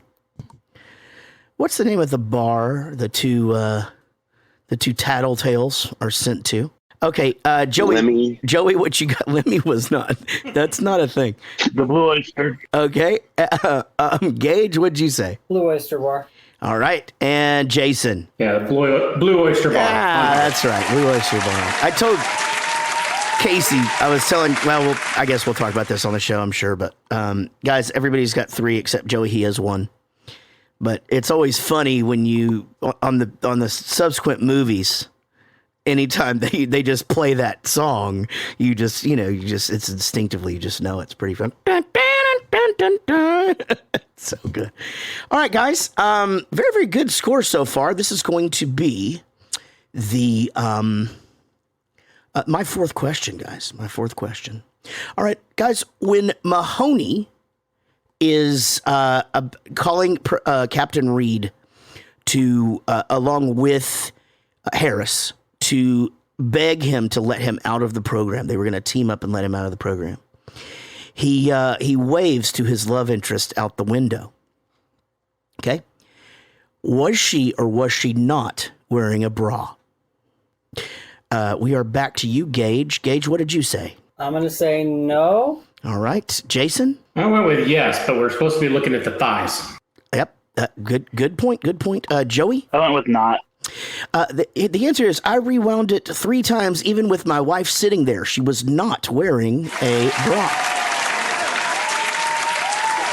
That's right. We've made it interesting, haven't we? Threw him a little curveball there. Gage with 4, Jason with 3, Joey with 2. It's anybody's game. This will be my last question, guys. And aren't you glad of that? Okay, guys. Here we go. The Commandant Lassard, from his many, many, many appearances in the Police Academy movies, of which he gave many, many, many glorious speeches. What is Commandant Lassard's first name? Joey Bishop, you're up first. What is Lassard's first name? Eric. All right. Gage? I said Edwin. I knew it started with an E. All right. Jason. Eric. It is Eric. Both spelled it correctly with the C. Wow, we've got an interesting game here. Gage and Jason both have 4. Joey Bishop finds himself in a wacky spot that he is... Oh, no. Wait, no. That's Jason. Never mind. Joey finds himself where he always is. It's 4-4-3. We're fucking good, guys. Now it is time for... Eric's off on a tangent game. Police Academy is the second highest grossing Steve Guttenberg film based on worldwide box office, and not surprisingly, 3 Men and a Baby is number 1. What movie comes in third on Steve Guttenberg's list of highest grossing films? All right, Gage, you are up. Short Circuit? Okay, great guess. Jason? I also went with Johnny 5. Number Johnny 5. Okay, let's see. Rat Pack. Joey Bishop. I didn't get anything. Didn't get anything. Wow. I'm curious to know, Eric, if the answer to this is Short Circuit or Cocoon. The correct answer for Eric's off on a tangent again. Question number 6, wherein I asked what is the third highest grossing Steve Guttenberg film, is none other than, I think, one of the best movies of all time. I mean, if you really go back and just kind of look through his body of work and cinema in general, you know, I don't think there's any debating that Cocoon would be the third highest grossing film. Wow, they both got it. Everybody got it wrong. Wait, sorry, everybody got it wrong. Except for Jarrett. Wow, yeah, I would have said Cocoon as well. I think Short Circuit did great, but I think it was kind of a cult thing, and then Short Circuit 2 was kind of a big sequel for them. All right, guys, Gage with 4, Jason with 4, Joey with 3. Jason, here's where we're at, man. I got a coin. You find yourself in the exact predicament you have been in so many times. You've gotten the most answers correct, along with Gage, but there can only be one to move forward against Joey Bishop in the final question. So, let's go to Eric. Between Gage and Jason, who was closer to Tesla's love song streams on Spotify as of noon today? Dr. Jason Aylesworth is closer at 45 million against an actual count of 32,500,000 approximately. That is all, huh? 32 million is all. You said it. Those old songs by just don't kind of shitty bands just don't perform real well. Okay. All right. Well, Jason is closest. Gage, I'm sorry. That does mean that you will not win today. However, you can sit there and bask in the fact that you also did not get the lowest score. All right, guys. You're used to it anyway. Right. And so, Jason, here you go, buddy. You can now just hope that Rat Pack Joey Bishop does not know the answer to... It's time for Sean's questions, the 7th question, and sometimes it's hard. Hey, Joey. All right, 3 categories. Police training, roomies. I'm out of here. Let's do police training. Police training. How many weeks of training is there at the academy for the new recruits? It is 14 weeks, or 12 weeks, sorry. What's your final answer? 12. That is incorrect. It is incorrect, right? It's 14. It's 14. It's 14, but then he tells him at one point that he's going to keep him for 24 weeks. He always says 24, yeah. Yeah, dude, you didn't get it right, man. You had it right, and then you changed it. Oh, no, but that does mean that Dr. Jason Aylesworth and Kidney Pete are tonight's winners.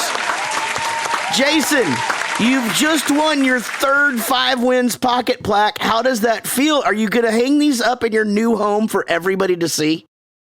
If I ever see them, absolutely. I'll have more shelves behind me in the new place. So awesome. They'll get up there eventually. Did you not take him his at the show? Like, he has 2 here, right? I think I gave Jason one at the show. Yeah. Do you have some of them? You don't have any of them? No, I've got beer glasses and everything else, but yeah, I never got the plaques. We got to send those out. Well, let's hear it from Kidney Pete on his win tonight. Kidney Pete is back in the infirmary. Every day that Kidney Pete is around is a win, I think. That's true. That is true. Hey, guys, thank you so much. Gage, good job tonight, man. And Josh, great showing. I'm sorry that last question didn't work out for you, but that's the name of the game. Jason, congratulations on your win. And as always, we absolutely could not do this show without you, because if Eric didn't get paid, he wouldn't fucking be here. So we appreciate you guys, and thank you for your support. And come hang out on the chat if you can. We'll see y'all later.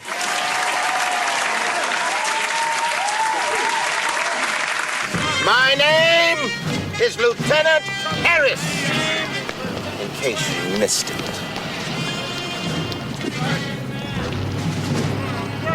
This is Sergeant Callahan, in case you missed it. We are the meanest instructors here. We've got you because you are the worst people here. You people are D Squad. D for dirtbags. When I say, hey, dirtbags, that means you. You people are going to hate my guts for the rest of your lives. I am going to make you sorry that you ever came here.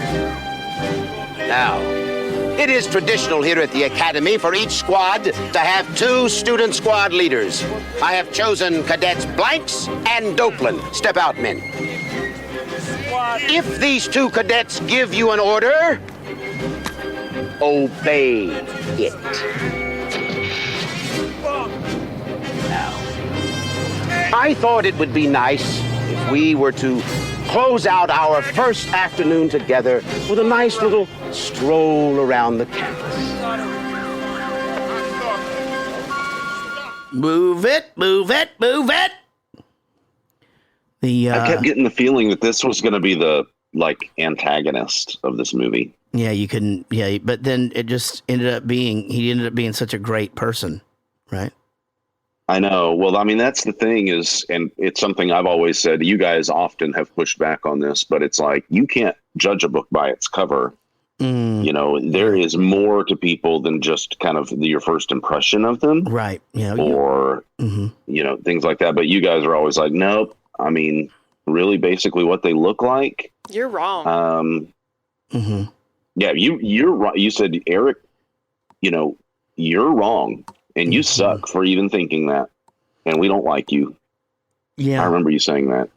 So anyway. All of the calisthenics and the running were all so organized, right? They're just running around and everybody, it's just and then they're doing sit-ups and she's like counting them, but keeps starting at random spots and stuff. Like that was going to be edited later or something. She's like 20, 21, more, 9.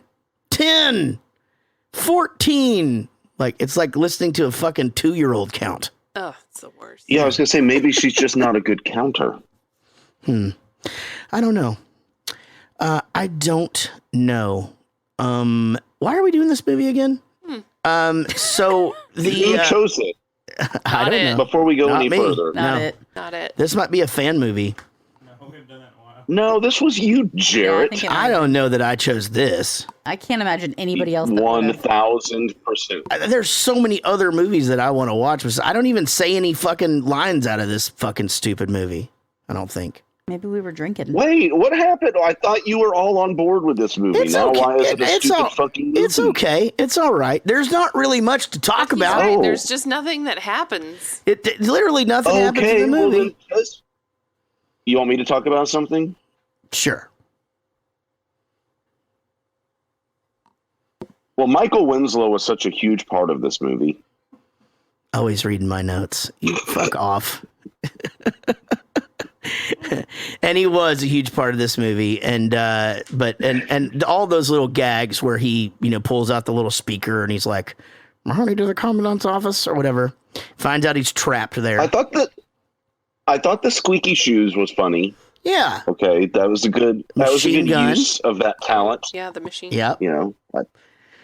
The I thought machine that was gun fine. both times, actually. The time in the police office, and then we're surrounded by the car, and he's like, "Give me that!" And I'm not gonna. I can't. I fogged up my glasses. Apparently, I was not made for that. To be doing sounds. Pew pew pew pew pew pew pew. No. It's Poo poo. Poo poo poo poo poo poo poo. Yeah. Oh God, he's just over there, just dying. Jeez. Yeah. All right. So the other thing that's pretty funny is the guy that's sneaking into the dude that always has like 4 or 5 chicks. He's sneaking into the girls' dorms every night, but then he goes in the one night and Callahan is there, and she, pretty much says, what do you say? She fucks his brains out. Yeah. She really gives it to him. Really gave it to him good. Yeah. Shooting range with Tackleberry. You start to think that Tackleberry's such a big part of the movies after this, but he's like, where's the guns? And then so they're at the shooting range. Son, where did you get that gun? My mom gave it to me. Funny. It's fucking funny shit. I thought I'd only seen this movie once or twice, but I remember him being a bigger. I think it comes next, like in the next one. I must have seen them, but I don't remember. This is just this movie, they probably didn't know it was going to be as huge as it was. Nothing happens. It's just a bunch of dipshits that go to the police academy, and at the end they stop a riot, and that's the whole movie. But this is brilliant though, because you can build anything into a movie if that's the entire plot of it. Yeah. Sure. Yeah. You can literally do anything. And that's a lot of freedom for the gags and for just all of the little setups that they do, that just have little 2-3 minute payoffs that, don't have anything to do with the outcome of the film. But brilliant. That's a great way to do it. But you're probably right. Knowing that going in, I doubt they were expecting to make a second one of these. 80s movies. And this is a something that I don't know why I really never put it into my mind this way or out into words as I'm doing now, but they would just find some excuse to show boobs. And it really had nothing to do with the movie at all. I mean, there's sort of like an Airplane where the girl just runs by the screen and she just doesn't have a shirt on, and then there's like this where you really didn't need the shower scene at all. I mean, they just wanted to show some boobies because that's the way you could get away. You could get away with that back then. You think it just had something to do with the rating? With the rating. Like wanting it to be a different rating? Yeah, that's what I'm saying. I mean, because you would have to tone that down, obviously, if it were anything more. But I'm just saying you would get away with everything that you could back then. I think what that shower scene did for this movie is established that they like to be clean. That's true. Women? Oh. Or the boobs. Yeah, and Callahan never takes that bra off ever. It's just the cross your heart bra on all the time. Cross your heart bra. I'm okay with that. I didn't realize I had a kind of near fetish for the cross your heart bra until earlier today. That's a thing. That has to be a thing. People because there's so much mature and grandma porn and shit out there. There's got to be dudes that have a thing for just the bra that looks like armor. There's no way.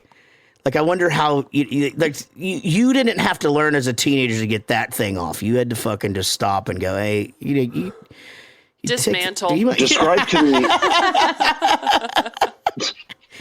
Describe to me slowly what kind of bra you're thinking about right now. The one that she has on in this scene. Go on. They used to do this commercial back in the day where they're like, it's the cross your heart bra.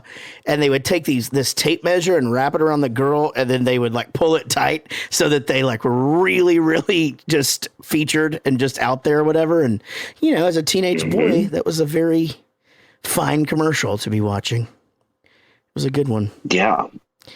But, the JCPenney's catalog, I would just flip right to 100%. The bras. Yeah. Yep. My I can remember this. Like my grandma always had those catalogs around because we could go through and mark like what we wanted for Christmas or our birthday and stuff. That was the cool thing about those catalogs. Even if she wasn't going to get it at that particular store, they had fucking everything in there, JCPenney's and Sears and stuff.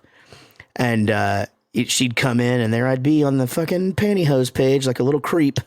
And I'd fucking switch as quickly as I could back to the fucking toys and shit. And it's like, what are you doing looking at the Tupperware? Oh, I fucking fell asleep. I saw a video. I can't believe that this parent even posted this because that kid's gonna get made fun of for literally the rest of his life. But it's a recent video, and the mom's in like the passenger seat and the son's in the back seat, like behind the driver's seat. And she like catches on video her son like looking at like one of those like catalogs because there's like a pile of mail.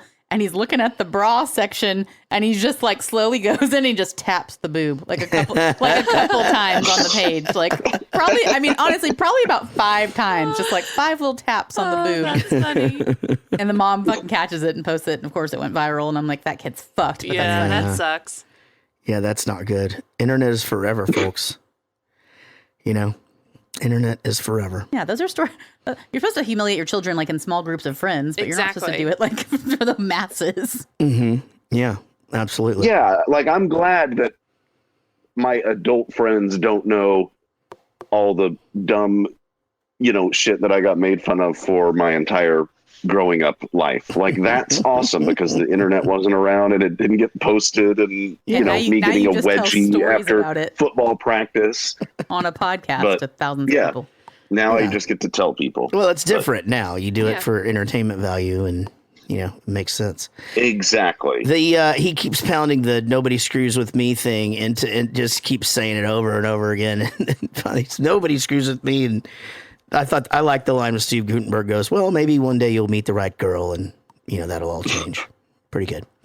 Let's go to the next clip, Sean.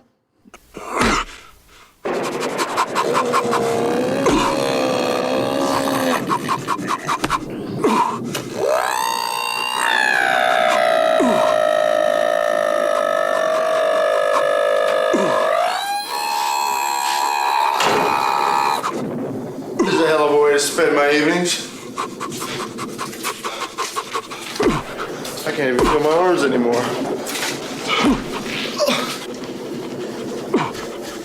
Hey, Barbara, come here. Me? Yeah, come here. What? Come on, right here. I want you to give me your best shot. What? I want you to hit me. Give me your best shot. Hit you? Yeah, come on. No, really, I suppose so. Hit me. Really, when I go... Do it now, come on. I can't because when I... Do it. Give me your... How was that? Was that okay? Yeah. Yeah, that's good.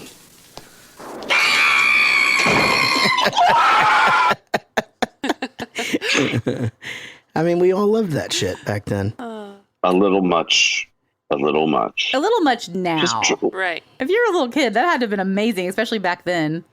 Yeah, it's just different how our it's funny to realize, that just the things that we think are funny just change, Like I don't watch this and I'm not in just completely like, I can't fucking believe it, he's doing a shaver, It's he's fucking oh god damn it, he turned it up. It's higher pitch. It's fucking crazy. It's on attack mode. It's a very cerebral type of comedy, works on multiple levels. 100%. But yeah, Michael Winslow, good luck. Yeah, Blue Oyster Bar is always a great scene, and they throw to that one in several of the other movies with the and we did karaoke at the Blue Oyster Bar the other night after the Eagles. Is that what it was called? No. Oh.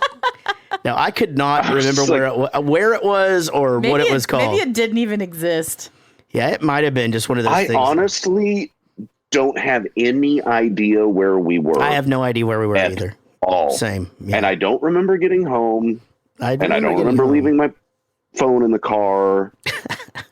I mean, where were we? We went back in time or forward in time. Casey's somewhere. The one that Casey was leading the charge. Yeah. And I know what it was called. But where? It was called Liquid Zoo. Oh. No. The mailbox? Ew. Liquid Zoo in Dallas. It is on ZEW? Yeah, Zoo. Zoo. No, Liquid Zoo. I don't know. It just says Was it on Maple Avenue somewhere? Night Street, Dallas. It was just like off the highway. It was Night really... Street. Yeah, we were, and there wasn't anything else around it. No. And it looked like 2 trailer homes set kind of at an angle to each other. It was also my first inside. Like universal bathroom I've ever used. Oh. Where it was like no gender and there would just be like urinals and a stall. Yeah, they have those in LA everywhere, but it was also the first time I ever saw a karaoke guy yell at Jarrett Reddick for playing his drum set without permission. Yeah, he didn't like it. He didn't like that I touched his drum set. Yeah. No. Just telling you that you were watching Cops. Yeah, I know. To be fair. Right? Yeah, he had this really cool drum set, and he would get up there while you were doing karaoke, and he'd just start playing along with you, and then he would in turn also play the harmonica. And yes, he would. What a weird night. It was fucking crazy, and it was like, you know, sometimes it would match what was going on, and sometimes it didn't. But then he went out to smoke or whatever, and I just fucking moseyed on up there while Rob was singing, and I fucking found the drumsticks and started rocking. Then he made a point to let Rob play them because he asked. Then Rob actually got to play, but he had him play some fucking jazzy ballad stupid thing that was in like 6/8 time or whatever. Rob was like, I didn't even really know what to do. It was just, I was like, well, you sounded great. And then Rob fell asleep at a table. Yeah, that's when we knew we had to go. Yeah, I tried to be discreet, and I was like, "Hey, babe, mind you, Jarrett just left our Uber driver outside the entire time we were in. We were paying him. It wasn't Uber; it was a car service. Okay. Either way, I'm just saying this guy's literally in there taking a nap, like just while we're in. 100. But he's on the clock. He was making money. I know. I'm just saying we had a driver like ready to go. Yeah, totally. And so I go, "Hey, Jarrett, I think we should go. Like, I think Rob's like pretty fucked up." And so what does Jarrett do? He goes up to Rob. He goes, Casey said you're too drunk. We have to leave. And I was like, oh my God, no.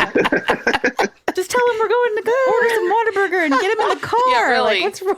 Lure him in with food. He was like, what? Was that guy still hitting on me? I was like, that dude's been gone for 10 minutes. You know, like you've been just I don't know what you're dreaming about, but it's something. Rob's brother and his fiance watch us every time we do one of these. So they are probably wanting to ask many, many questions right now. I love the fact that Hightower was a florist, but he got bored with the profession, decided he wanted to be a police officer. Like flowers and shit. Yeah. But then again, they have the beach party, right? And there's just this scene by the fire where they just random boobs. It's an 80s movie. Why not? Let's just show boobies. And it's a solid 30 this just shows that seconds. they like to be warm. Yeah. Right. That's right.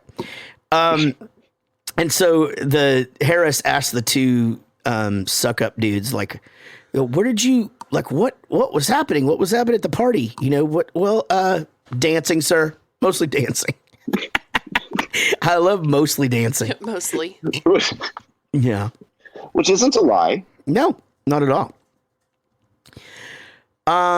It's also funny that they find out that Jorge Martin is really George Martin. George Martin. He just uses the accent to get chicks, right?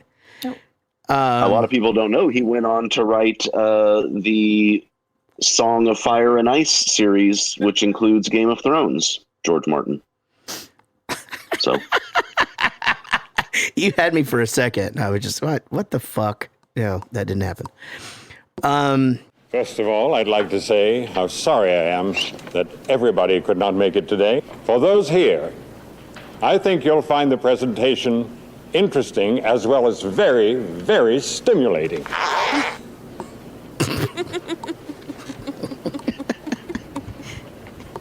Could we have the lights turned down? Now, this first slide shows a very, very interesting thing. Our main building. In slide 2, we see another view of it. Oh my God, you wouldn't believe it. I actually am thinking that, and as I'm honestly, I think I remember a time where I didn't know what was happening here. Like this movie was out at a time where I was 12 years old. So I don't remember the scene at all. I mean, I remember the scene, but I probably didn't actually know what was going on. The acting is so good. Yeah, totally. Like acting, because I don't know how many takes. I mean, that was probably 30 minutes of filming of him just making random. Oh gosh! I'd love to see the outtakes. The outtakes would be hilarious. Now, this girl, actually, the girl that played the hooker, I thought I recognized her. She was in a lot of stuff back in the day. A lot of men. She was, what? No, she was but she, I guess, started acting. She was a kid actor and then she did this or whatever. But yeah, okay, wait a minute. That sounds illegal. Okay, she just was doing porn. Sorry. I am sorry. She, yep. As a kid? Well, you did recognize her then. Yep. Yeah. Yeah, she was in movies like Girls for Rent. Oh, Jesus. She was in Deep Throat 2. Okay. Electric Boogaloo in space. Well, let's see about this. She was born in, oh my God, no, she was born in 1936. So, yeah. What? Yeah. Well, she did this movie at 84. In 84. She's all. Oh, I thought at 84. At 84 years old. Wow, she looks great. She did this, yeah. She I was gonna say, if I was ever gonna take a run at an 84-year-old, she might be the one. She was in Desires Within Young Girls. Keep her in your Rolodex. And she was still working as of 2013. She was in Here Come the Girls. No. And it was a short film. Was she in Granny Trannies 3 or 4? It was when young Gene Lee plays a bullying documentarian who invades the private life of an unemployed musician. Oh, it's actual, yeah. I don't know. Anyway, well, I thought I recognized her. I must not. Maybe I do. Who knows? So anyway, hi guys. How was y'all watched a bunch of 1970s porn in your bus? We did. You're actually not wrong there. Yeah, you're right. You probably just came across her at some point. Oh, hi-oh, ding, ding, ding. Well, I was coming across myself at that time. I'll tell you that much. It was right here on the old tummy, right on the belly button. That's what socks are for. They're called bunk puppets. And if you ever send anybody to the bus to get something for you, you have to disclose that that's there. So a bunk if you're puppet. Like, hey, will you please go get my koozie and my sunglasses from the bus? There is a bunk puppet there. And that way they know not to go blindly in, to make sure they use a flashlight, get in there and don't stick their hand in either slimy or crusty items. Dang. Yeah. Don't go face first in there. Right. Well, but is the jizz puppet, what did you call it? It's just it's a bunk puppet. Yeah. Bunk puppet. Do you put it on as you're getting erect and jerk off while it's on there like it's a condom and you just finish in it, or do you just wait till the very end? So I think other people do different things. I think some people do inside. If you want to know my technique, I'm happy to tell you. I place it as like it's a landing strip from the base of my penis and then up through my belly button, and then whenever I go, I just try and go in a straight line up. So it doesn't go in the sock; it goes on the sock. Yeah, and then I just fold the thing over. There you go. Like that, and then that's it for that one or whatever. I hope that clears it up. You can sometimes it does reuse them as well. It's there's no and here's the thing. It's not as big of a topic of conversation as it once was because we're not as young as we used to be. Also, maybe you just need to write in to Kleenex to make a lotion sock for you. So I've never been a tissue person because if you miss some and it dries on there, it's like paper mache. Listen, and you can't get it off. I know. And here's the thing, but see, you're in the dark a lot of the times in there. And so you leave some on there and you can't fucking get it off there. It's like cemented. Remember when we were talking about letting glue dry on our skin and then peeling it off? It's the same as that. Yeah. So I've never been a big, now paper towels I'll use, and people often frown at that because they are scratchy. And they're like, that's more like sandpaper. Why do you do? You know, it gets into the grooves. It really does a good job. Lucy, what's the thing? The other day, Lucy goes, you won't get content like this on any other movie podcast. And she's right. But what's the thing that I commented on the other day on the internet? And you go, I believe you've covered that.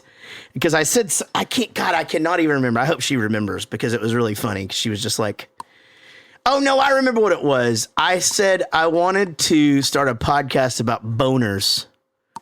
Oh. Maybe because there's so many different ways it could go or something like that. It was an idea. The only way it can go is up. So well, no, they go sideways. You know? Yeah, mine kind of turns just about 8 degrees so you to go, the east. You go 6 to 8 to midnight. There's actually murderers that are the thing. Oh, the thing about boners. That's what it was going to be called. The podcast called The Thing About Boners. Oh. And, but no, I was actually listening to this thing the other day where this little girl, it's a bad thing, but a murderer got convicted on her testimony because he had his penis had this weird like angle thing that he had. Weird. Yeah. He got shut away because the angle of his dangle.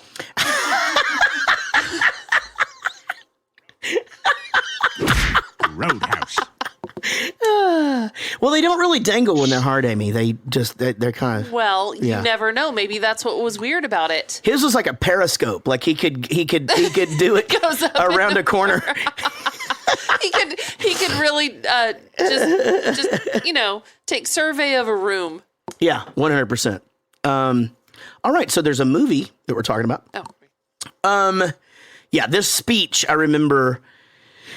I can remember now, not knowing exactly what was happening. Well, they all got to go on a ride along now, and he of course is being mean to Mahoney. I remember this next scene though from the previews, from the trailer, where he comes up and the old lady's like, "My cat's in a tree. Can you get it out?" "Yes, ma'am." It's a fucking, and there it is. It's out. And then. Yeah. This is about the time where Casey fell asleep while we were watching the movie, and she wakes up. Hold it together for a while. She wakes up and goes, "Why? What happened to him? Like, why is his hair all greasy and everybody's laughing?" And I'm like, "Well, his ass." Let me take that again. His head was just in a horse's ass. Leave that in, Sean. And she goes, "Well, I guess I definitely fell asleep then because I missed all of that." So anyway, we took a break. Oh. Took a nap, came because back. Because when I fell asleep, there were no heads in any animal asses. No. But when you woke up, it had obviously been there. The signs, all the telltale signs of having a head in an ass were all there. I love that Mahoney yells, "Someone call a veterinarian." It's fucking funny. Funny thing. So one time we were eating dinner, and this was back in the day where your phone would ring and you didn't know who was calling you because it was attached to your wall and there was no caller ID or anything. And my brother always liked to answer the phone, even though at that time it was always just telemarketers. And so Ryan picked up the phone and listens to the person's spiel, and then either asked my dad or just hung up because he had been trained to hang up. And Dad said, like, "Well, who was that?" And Ryan said, "That was the disabled American vets calling for a donation." And he just hung up. And then Ryan sits down and takes a couple bites and goes, "We don't even have a disabled pet." Oh my God. And We still ask Ryan about the disabled American vets to this day. Dude, so good. That could be in a fucking stand-up routine. Yeah, that's like Anthony talking about his stupid brother Mikey. Like that's on that level of it. He's just fucking stupid. You know, like that's really good. But that actually, to be fair, is a very intelligent way to put it, because I would have thought the vet was disabled. The vet was disabled. Me too. Yeah, like his thought process through all of that. Like the pet was disabled. Yeah, like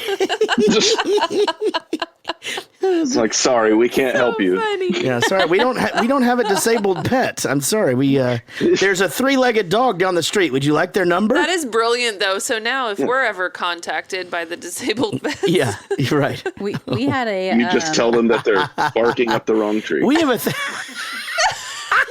Just tell them to hang in there. The cat.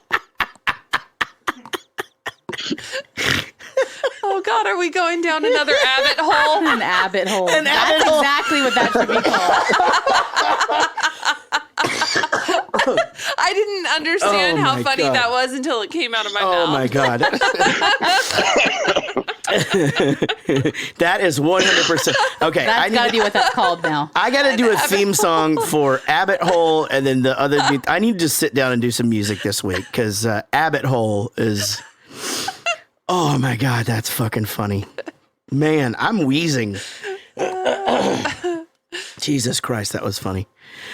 Okay, baby, what were you going to say? You probably don't even remember now. Baby. I was going to say that whenever I was in elementary school, my best friend, they had or maybe elementary, middle school, they had 2 phone lines because they had one that hooked up to like their DSL network or whatever, so they could still use their phone. Fancy. Right. I know. But because of that, whenever you weren't using the computer, anytime that phone rang, you knew it was a telemarketer. You didn't need caller ID because that was not anybody's phone number except for the computer. Sure. And so we would all like race to take turns to answer that phone to fuck with whoever was calling. That's good. That's good kid shit. Yeah, it was the best because if you didn't have caller ID, Right. like how else would you know? So you couldn't just answer the phone and, make fart noises or whatever creative shit you can think of in 4th grade. But I remember that being the greatest thing ever. That's pretty cool. Yeah, that is good. The God, prank calls, man. So great. So me and Rob started doing this thing that we actually stole from a friend of mine, Tom Mabe, who was the original Revenge of the Telemarketers guy. There's a couple of them out there now. Jim Florentine is another one. Very funny. But I think I've done it in front of you guys before. For sure I have in front of you, Casey. But when a telemarketer calls, I just answer the phone. 911, what is your emergency? Ooh, good one. And they will, of course, go, excuse me, 911, what is your emergency? We have someone en route to your location right now. And please, what is your emergency? And you just keep going like that. And they'll just be like, well, I didn't call 911. This is 911. Do you realize that it is a federal offense to prank call 911? That's fantastic. Yeah. You told us that when you were having a TV delivered, that you answered the phone to that That's guy. right. So do y'all remember the outcome of that story? I had a new TV coming for outside, and we needed it because it was one of the parties that we were having. And like late in the summer, that's right. And I answered the phone, 911, what is your emergency? And then the same number called back, and then I go, oh shit. Oh no. I'm supposed to have a TV delivered today. And I go, dude, I am so sorry. I thought you were a telemarketer. This is my new telemarketer defense thing. And he thought it was funny, but and then I got the TV, and that's the end of the story. But yeah. I feel like if you go with like police department, like Collin County Police Department, like it would throw them more because like they Right. obviously didn't dial 911, but who the fuck knows like the number of yeah, your that's local true. police department? Right. Yeah, that's a good Collin County Sheriff's Office. Yeah. Amy Fletcher said, great idea. My son answers his phone and sings, tell me what you want, what you really, really want. That's fucking funny, good. actually. That's Kurt's sister, yeah. I have a photo of her in here. Mullet button. Mullet button, yeah. So, yeah. Oh, yeah. Remember we're talking about the movie. So, Mahoney, are we really? They do the driver's test or whatever. Now, here's where the big racist thing happens.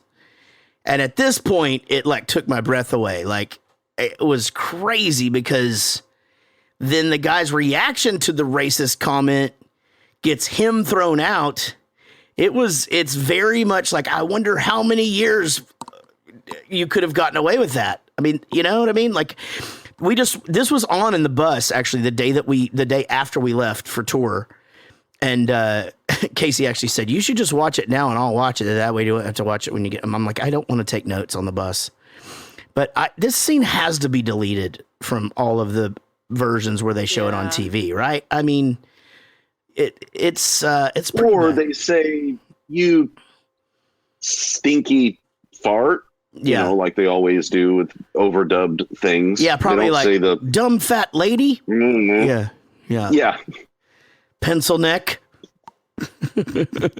I remember me and my brother's favorite movie growing up was Smokey and the Bandit. It was our favorite movie, and we quoted it all the time. Still do to each other like old men do, you know, quote all of our favorite shit, and still talk to each other like we're Sheriff Buford T. Justice and shit.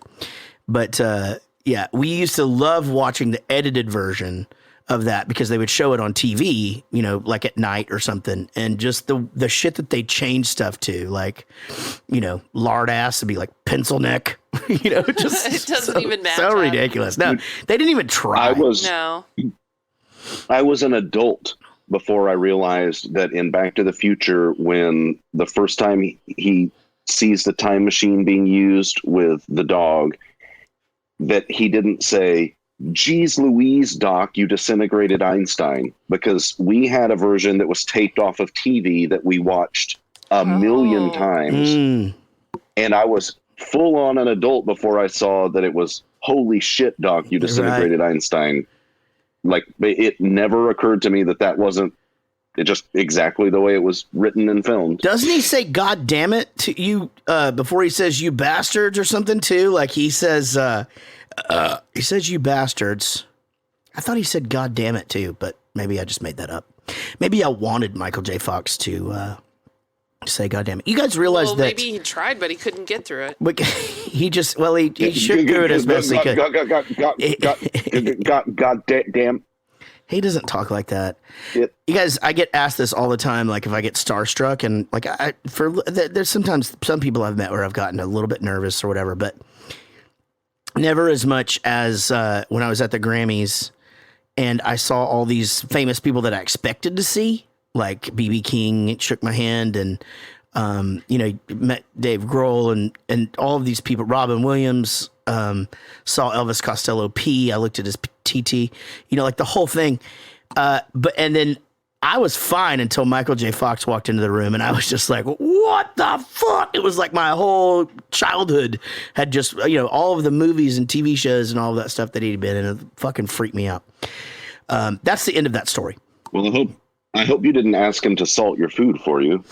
Well, there was no food or drinks at that thing. In fact, Thank goodness, because he would have spilled it everywhere. Yeah. Well, I'm sure he has somebody that holds it for him. Drink holder. Yeah, and then he just drinks through a straw. Come on, cup holder. Follow me this way. Follow me. Follow me. Riddle me this. The fuck am I talking about? So that dude gets his feet run over, and he says the most racist thing maybe in the history of 80s movies. And that can't be true. You don't think Blazing Saddles isn't racist? That movie is, you could make that today for sure. Okay. I was like, wait, what? Blazing Saddles, you couldn't remake the credits. I mean, the whole thing is so ridiculous and great. To be fair, that was 74. Thank you. 80s movie. Thanks, Casey. Yeah, that's a fucking great point, actually. Yeah, way to go. When we do talk about like the insanity of that movie, that's 10 to 12 years before I was being marketed. This racist Racist piece of shit, whatever. All right, guys. Mahoney gets thrown out because the one guy, Barbara, hit the other guy in the face with what looked like like a TV dinner, like a lasagna. like a lasagna tray. That's exactly. That is exactly the texture. Yeah, you're exactly right. Aluminum foil. Like, yeah. And anyway, he knocked him the fuck out with that. What did Kurt Fletcher just say? Did I miss it? I don't Something have the. stupid. I don't, watching Police Academy. I'm watching Police Academy on IFC right now. Do you have to watch? He's bragging. Oh, bragger. All right. Next, Get Out. Who threw the first punch? That's all I want to know. Barbara did. Barbara. That's right, sir. Then he's out of here. Him and his queer dog. Wait a minute, damn. Barbara didn't throw the first punch. He did so. I threw the first punch. Oh, Mahoney, you're out of your mind. Lieutenant. Blanks, who would you rather have out of here? Is that true, Blanks? Did Mahoney start it? Yes, sir. Mahoney started it. And Mahoney, my little pissant, you are out of the academy forever. Get your stuff and get out. Too bad, so sad. Bye-bye. So creepy. It is creepy when people laugh like You know what fucking I hate Schneibly. a lot? When people say, like, too bad, so sad. You don't like Too Bad So Sad? I haven't heard that in a long time. I'm going to be honest about something. And I believe I've stated this on this show, and I might have said this on this fucking show 5 years ago when we started.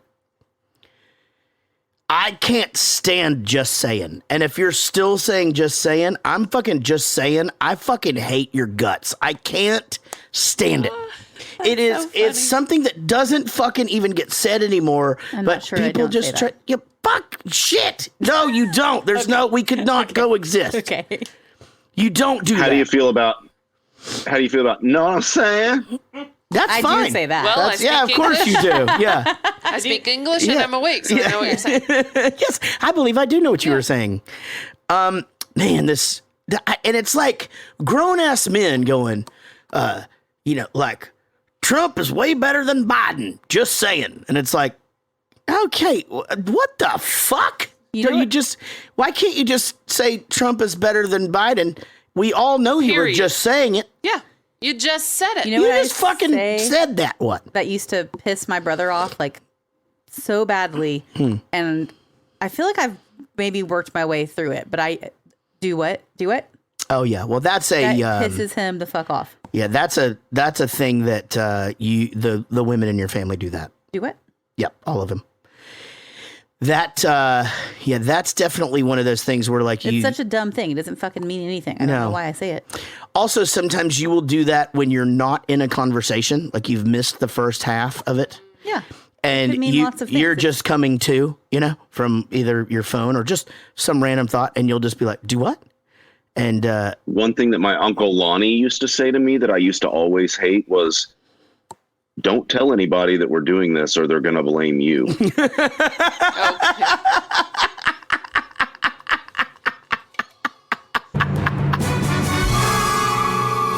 Uncle Lonnie. I would have had of Uncle Lonnie if my parents didn't lie to me about who my father was. I literally was sitting here. I literally almost said, "You almost had an Uncle Lonnie," but it wouldn't have made sense, and I thought it wasn't relevant. Yeah.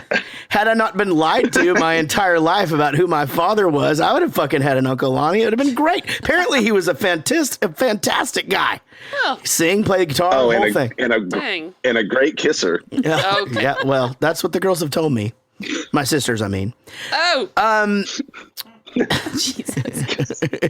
Eric is just like, there's the volley, buddy. There you go. Yeah, love it. Got him. I do. The only thing I ever have said from this movie is, "Hey, free TVs." I used to fucking just yell that shit all the time as a kid because I don't know. I just always thought that was fucking funny. And but anyway, the riot is started with an apple. Which again, for every action there is an equal and opposite reaction. So hitting someone on the head with it. I just love the start of that scene though, where they walk up to the car like that would ever happen, despite what the police officer looks like, and he just like, is the radio bothering you? Like, there's just so many of those things in this movie, and I guess this is probably pretty much for the time where just people are just like, grunt, or just people walking around hitting their hand with sticks and shit. Yeah, that's so weird. Did that happen? Yeah, I mean, it did in movies, but I can't. What the fuck are they doing? Like, why don't you just carry the fucking thing? Grab another one, or at least wear a glove. On the left hand. To me, it reminds me of like standing on the corners, 40s street corner guy flipping a coin. Like nobody. Right, nobody actually ever did that. That's dude. That is such a good image, though, because we all know exactly like what that drawing looks like. We also don't carry a lot of cash and change anymore, so maybe there were more coin flip guys back then. That's just it. That's what this coin shortage is. They're not trying to wean us off, but they know that we wouldn't have fucking let them. No. So they're just trying to get rid of all of it. How would we get scratched off? Yeah, well, that's just it. I mean, they're gonna have to start making them peel. Yeah. There is no fun in it. That's what they're trying to do. They're doing away with fun. Ugh. The thing is they should be going the opposite way. The coins in the UK are worth more money, and it's fucking awesome. Like one coin can be worth $5 fucking. That's heavy. $2, $1. It is kind of heavy. Yeah. Do you guys want to hear a funny story though? Yes. This is fucking great. So. Dave started working for us. Dave, my tour manager, everybody knows him as TM Dave. He's been with me since 2005 with a little break in there to go country for a little while. But 2005, in the middle of that year, he started with me as a merch guy. Now, by 2005, we were already very, very popular in the United Kingdom and pretty popular in several other countries, but including this one, but very, very popular in the United Kingdom. And so one night... We were counting in money for merch for the last 2 nights, and so it was me and him and Fro, who was my manager and best friend at the time. He's no longer on the planet, may he rest in peace. But he was always with me, and we worked and we ran Bowling for Soup together, yada yada. So we were settling all that up, and Dave had to count out all the money at the end of the night to us, right? And so he counts all this up, and I'm like, "Are you sure that's it?" "Yep, that's it. That's it." "Okay, all right, man. Well." Man, wasn't really that good of a night, guys. I mean, shit, I don't know what's wrong. Like, fuck, And one more stab at it. "You sure that's it?" Well, yeah, I mean, that's it. I got these, 3 bags of coins over here. But that's it. Like, dude, those aren't nickels. It's not pennies and nickels or whatever. Each of those is worth £1, £2, £5, whatever. There's... thousands of dollars in there, it was fucking great. Anyway, he's just gonna take them to Coinstar. Yeah, he was just like, I don't know, you guys want to just throw these away, or what? I mean, we're never gonna fucking count all these out, in right? Your center console of your car. Yeah, exactly. Boy, we don't do that anymore either, right? I mean, I don't even really. If I didn't have the old thing of coins in the front room that I used to fill up at the end of every day, I don't know where I would find a coin right now. Isn't that weird? My Pontiac Grand Am had slots for the different types of coins in the glove compartment. Mm-hmm. Yep. Do they make those anymore? No. Cars with that? No, because that's with cigarette lighters and stuff. My Armada had the first Armada I got in 2006 had a spring-loaded thing under the console where you loaded that fucker up and you could take them out my Equinox had one of those. Crazy. Yeah, no, not anymore. I mean, they make that. My Ford Focus had a dent in the back. Ooh. Oh, wow. Mm-hmm. Fancy. My Maserati does 185. Yep, Eagles. Just put a little Eagles back in the show. Bring it full circle there. Guys, honestly, anybody got anything else to add about this movie? I mean, look, I'm gonna just go into this, and I think 80s movies, for some reason, I think they just sort of took you away from reality just enough because we weren't over fucking stimulated anyway. We didn't have constant barrage of emails and texts and all of this. And so really a movie's job was just to sort of take you out of reality for a few minutes And it was way easier then. This movie being about nothing and making you laugh a couple of times, and obviously despite all of the things that are definitely not right about this movie and shouldn't have been in it, they were. That's the reason why we're trying to move forward as a civilization, as human beings, so that these kind of things don't, because that is fucking offensive as shit. I fucking totally get it, and I hate that I didn't feel the same way back then. I'm glad that I do now. It was just easy. They were just sort of like, movies were like just sort of playing catch or hitting a tennis ball back and forth, leisurely. And I feel like that's what made this movie entertaining back then. It wasn't like fucking The Matrix. It wasn't like, no, it's a mindless distraction. It's a mindless fucking, which was what these was hour and a half sitcoms. Yeah. Like we watched sitcoms because they were silly and dumb and, and it's an escape. Yeah. Yes. An escape. And now movies have to do more than that. I mean, when one is simple like this, like Dude, Where's My Car or something like that, where even that is way more thought into that than this, I feel like we need more, we crave more. It's gotta be, there's just more to it. I was thinking about the movie Hangover the other day and how refreshing that movie was to everybody. And how huge that fucking movie was, because it was like, hey, here's this simple thing that happens, and then we go and we're going to do all of these little vignettes around it, and then at the end, everything's fine. And it creates a story. Yeah. And like there's something to follow. There's something to do. Yeah, exactly. And, you don't think too much. Obviously at the Hangover, there's the twists and the turns and all of that. But, I think 80s movies did a good job of taking a few hours out of our day and entertaining us, and us not thinking about how it's going to take an hour and a half to make dinner that night because we were frying chicken and chicken fried steak and Salisbury steak and everything. Fucking took my mom forever to make dinner every night. Yes. Fucking hours. How did they do it? I don't know how they did it. Eric, what did you think about this movie? So I was very entertained by this. Again, I went into it kind of thinking, just because I found it funny as a small child, I probably won't find it funny now. And in fact, I'll probably be annoyed by it.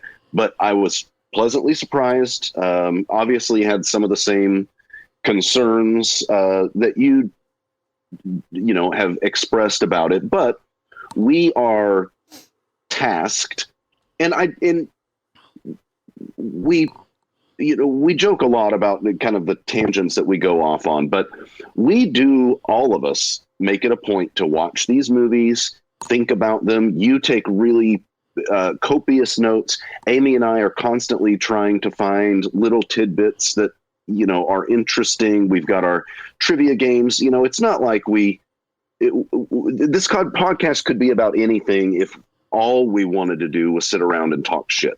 They could just record us any day or night of the week. Right, 100%. But we are tasked with watching these movies as they are, as a product of the time that they came out. And I think, just to get back to it a little bit, the parts where we joke, you couldn't make that today. You couldn't do that or say that today. We joke about that, but at the same time, you're allowed to be entertained by a movie that has, these parts that you don't necessarily agree with. That, as a society, we've thankfully moved past those, for the most part, or at least the public acceptance of them.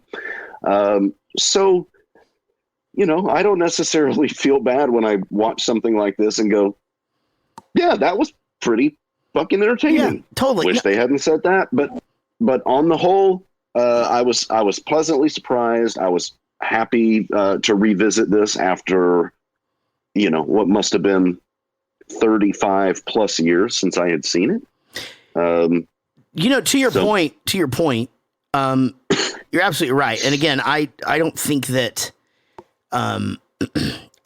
it just hasn't been as jarring for me. Like, we haven't watched anything from my childhood that was just like with 3 or 4 things where it was just like, wow, it's been a bit.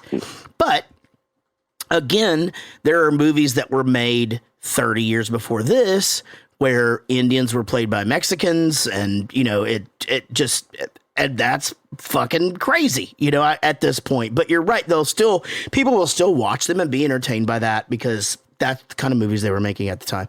So, you know, I thought it was very funny. But I do agree with you. I think it's okay to, it's a slippery slope, isn't it? I mean, it didn't really ruin the movie for me, but it definitely, I would say this again, I'm not going to put this on the list of movies that my kids should watch. And I'm wondering if they probably got past most of that as it became such a popular franchise, because everybody says that 2 and 3 are better and that 3 is the best. You know, I wonder if that's probably the movie that we'll show our kids. Well, there's got to be some segment of our listening audience who, you know, listens to us review a movie and decides they want to go back and watch it, right? Yeah. So I think it's fair that we, you know, put out a disclaimer that this is kind of some of the things that you might get into if you're overly sensitive to that, which is fine. You know, if you don't appreciate that or, you know, want to hear that kind of stuff, then that's great. But I think it's also important to not dissuade people from potentially checking out a movie that they might really enjoy, in spite of, you know, the 1 or 2, 3 little, you know, here's and there's that, you know, that we know now probably shouldn't have been in there in the first place. But all in all, I had a good time watching this. Didn't think I would, but I did.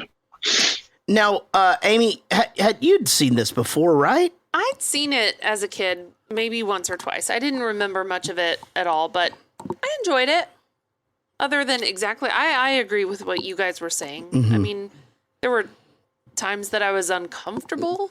Yeah. But overall, I enjoyed it.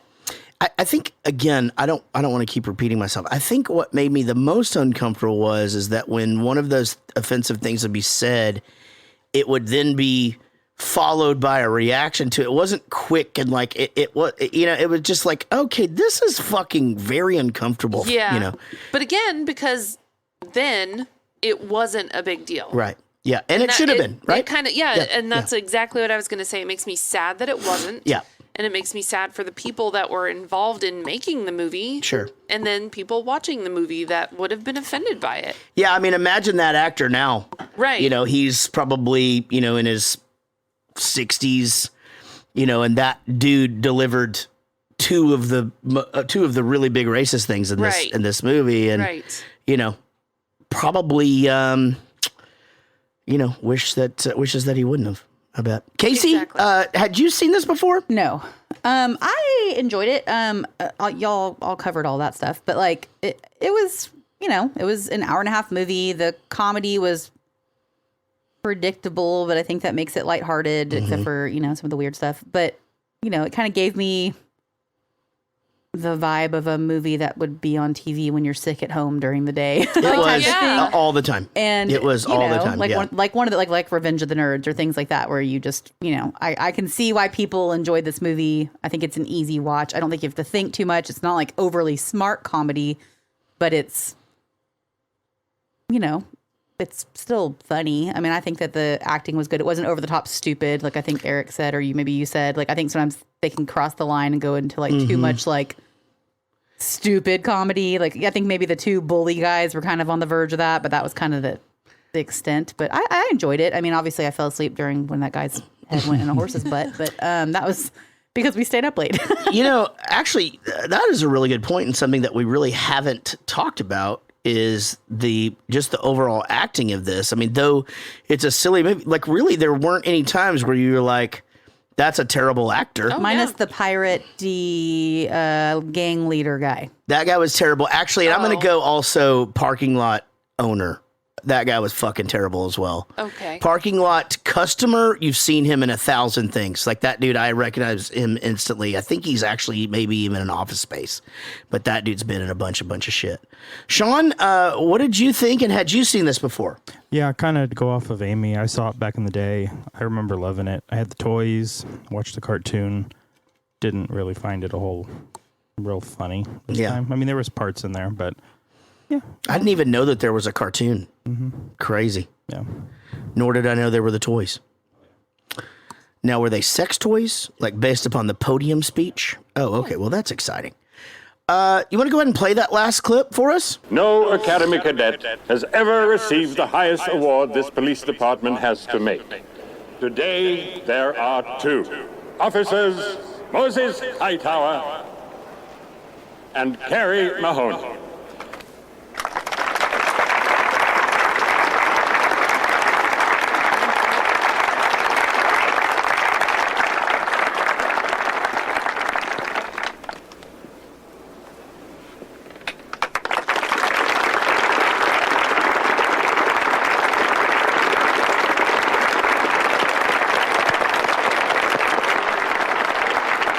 Both expected to make a few short remarks. Officer Mahoney. You just deleted Hightower. Thank you, Commandant Lassard, Chief Hurst, Madam Mayor, Mr. President, His Holiness the Pope, the King of Norway, and our other honored guests.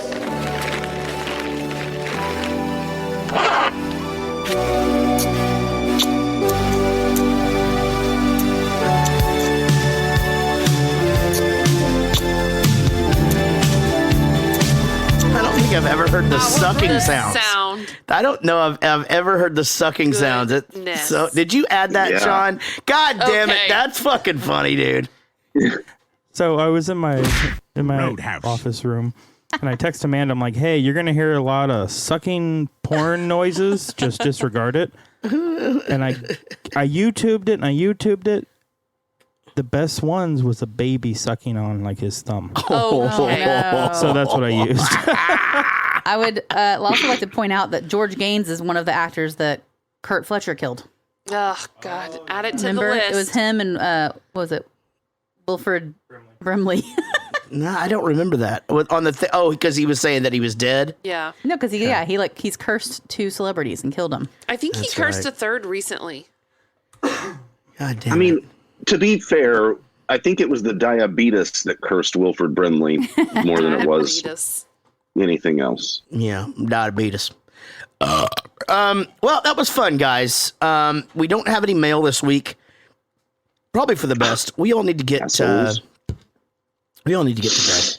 Eric, feel better. Amy, also get some rest. Jonathan, is this going to come out on Friday or next Friday? Right. So we actually do, guys, after this, if you don't mind, if you're on the show, stick around for a calendar meeting, please. And we're going to go watch Teen Mom. But before that, Eric, how can people connect with us? Oh, I'm glad you asked. Our website is jarrettgoestothemovies.com. On Facebook, check us out at Jarrett Goes to the Movies, and there's also a Jarrett Goes to the Movies fan page. On YouTube and Twitch, that's where you can catch us live stream these things. It's Jarrett Goes to the Movies. We ask that you would subscribe and turn on notifications. On Instagram and Twitter at Jarrett Movies. Patreon, that's how you can join the winning team. Support the little podcast that could. Patreon.com/Jarrett Goes to the Movies. Email us, jarrettgoestothemovies@gmail.com. You can text us or leave us a voicemail. Whichever you decide to do, the number remains the same, 714-451-6029. That's 714-451-6029. Don't forget to join us next week when we discuss the film Rain Man. All right, I'm excited about that. Like I said, the schedule's going to change a little bit because we did miss last week, and actually, I think we had to cancel a couple over the last couple of weeks. So we'll get that all figured out. We'll get all that updated for you. Hope you can always join us when we do have a live episode. Before you hear it, you can hear it and watch it It's fucking great. It comes out on Twitch. You can follow us there or on YouTube, as Eric said. Thank you for sharing. It's another great way that you can help us spread the word. Share our posts, please, and make sure that you make those public. Thanks for sharing this time around. David Kendrick, Woody Chambers, Chris Pulse, Barry Ferguson, Jess Sane, Stacy Olson, Jess Sane, Jess. Oh my gosh, funny? It's just saying. God damn it. Just saying. Fuck. Stacy Olson, Celeste Mary Meadows, Geraldine Darling, Fiona Freeman, Simon Rogers, Penathan Moore.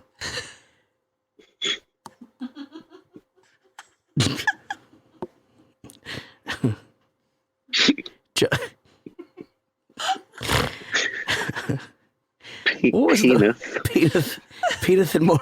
Should we get Casey to say it? Oh.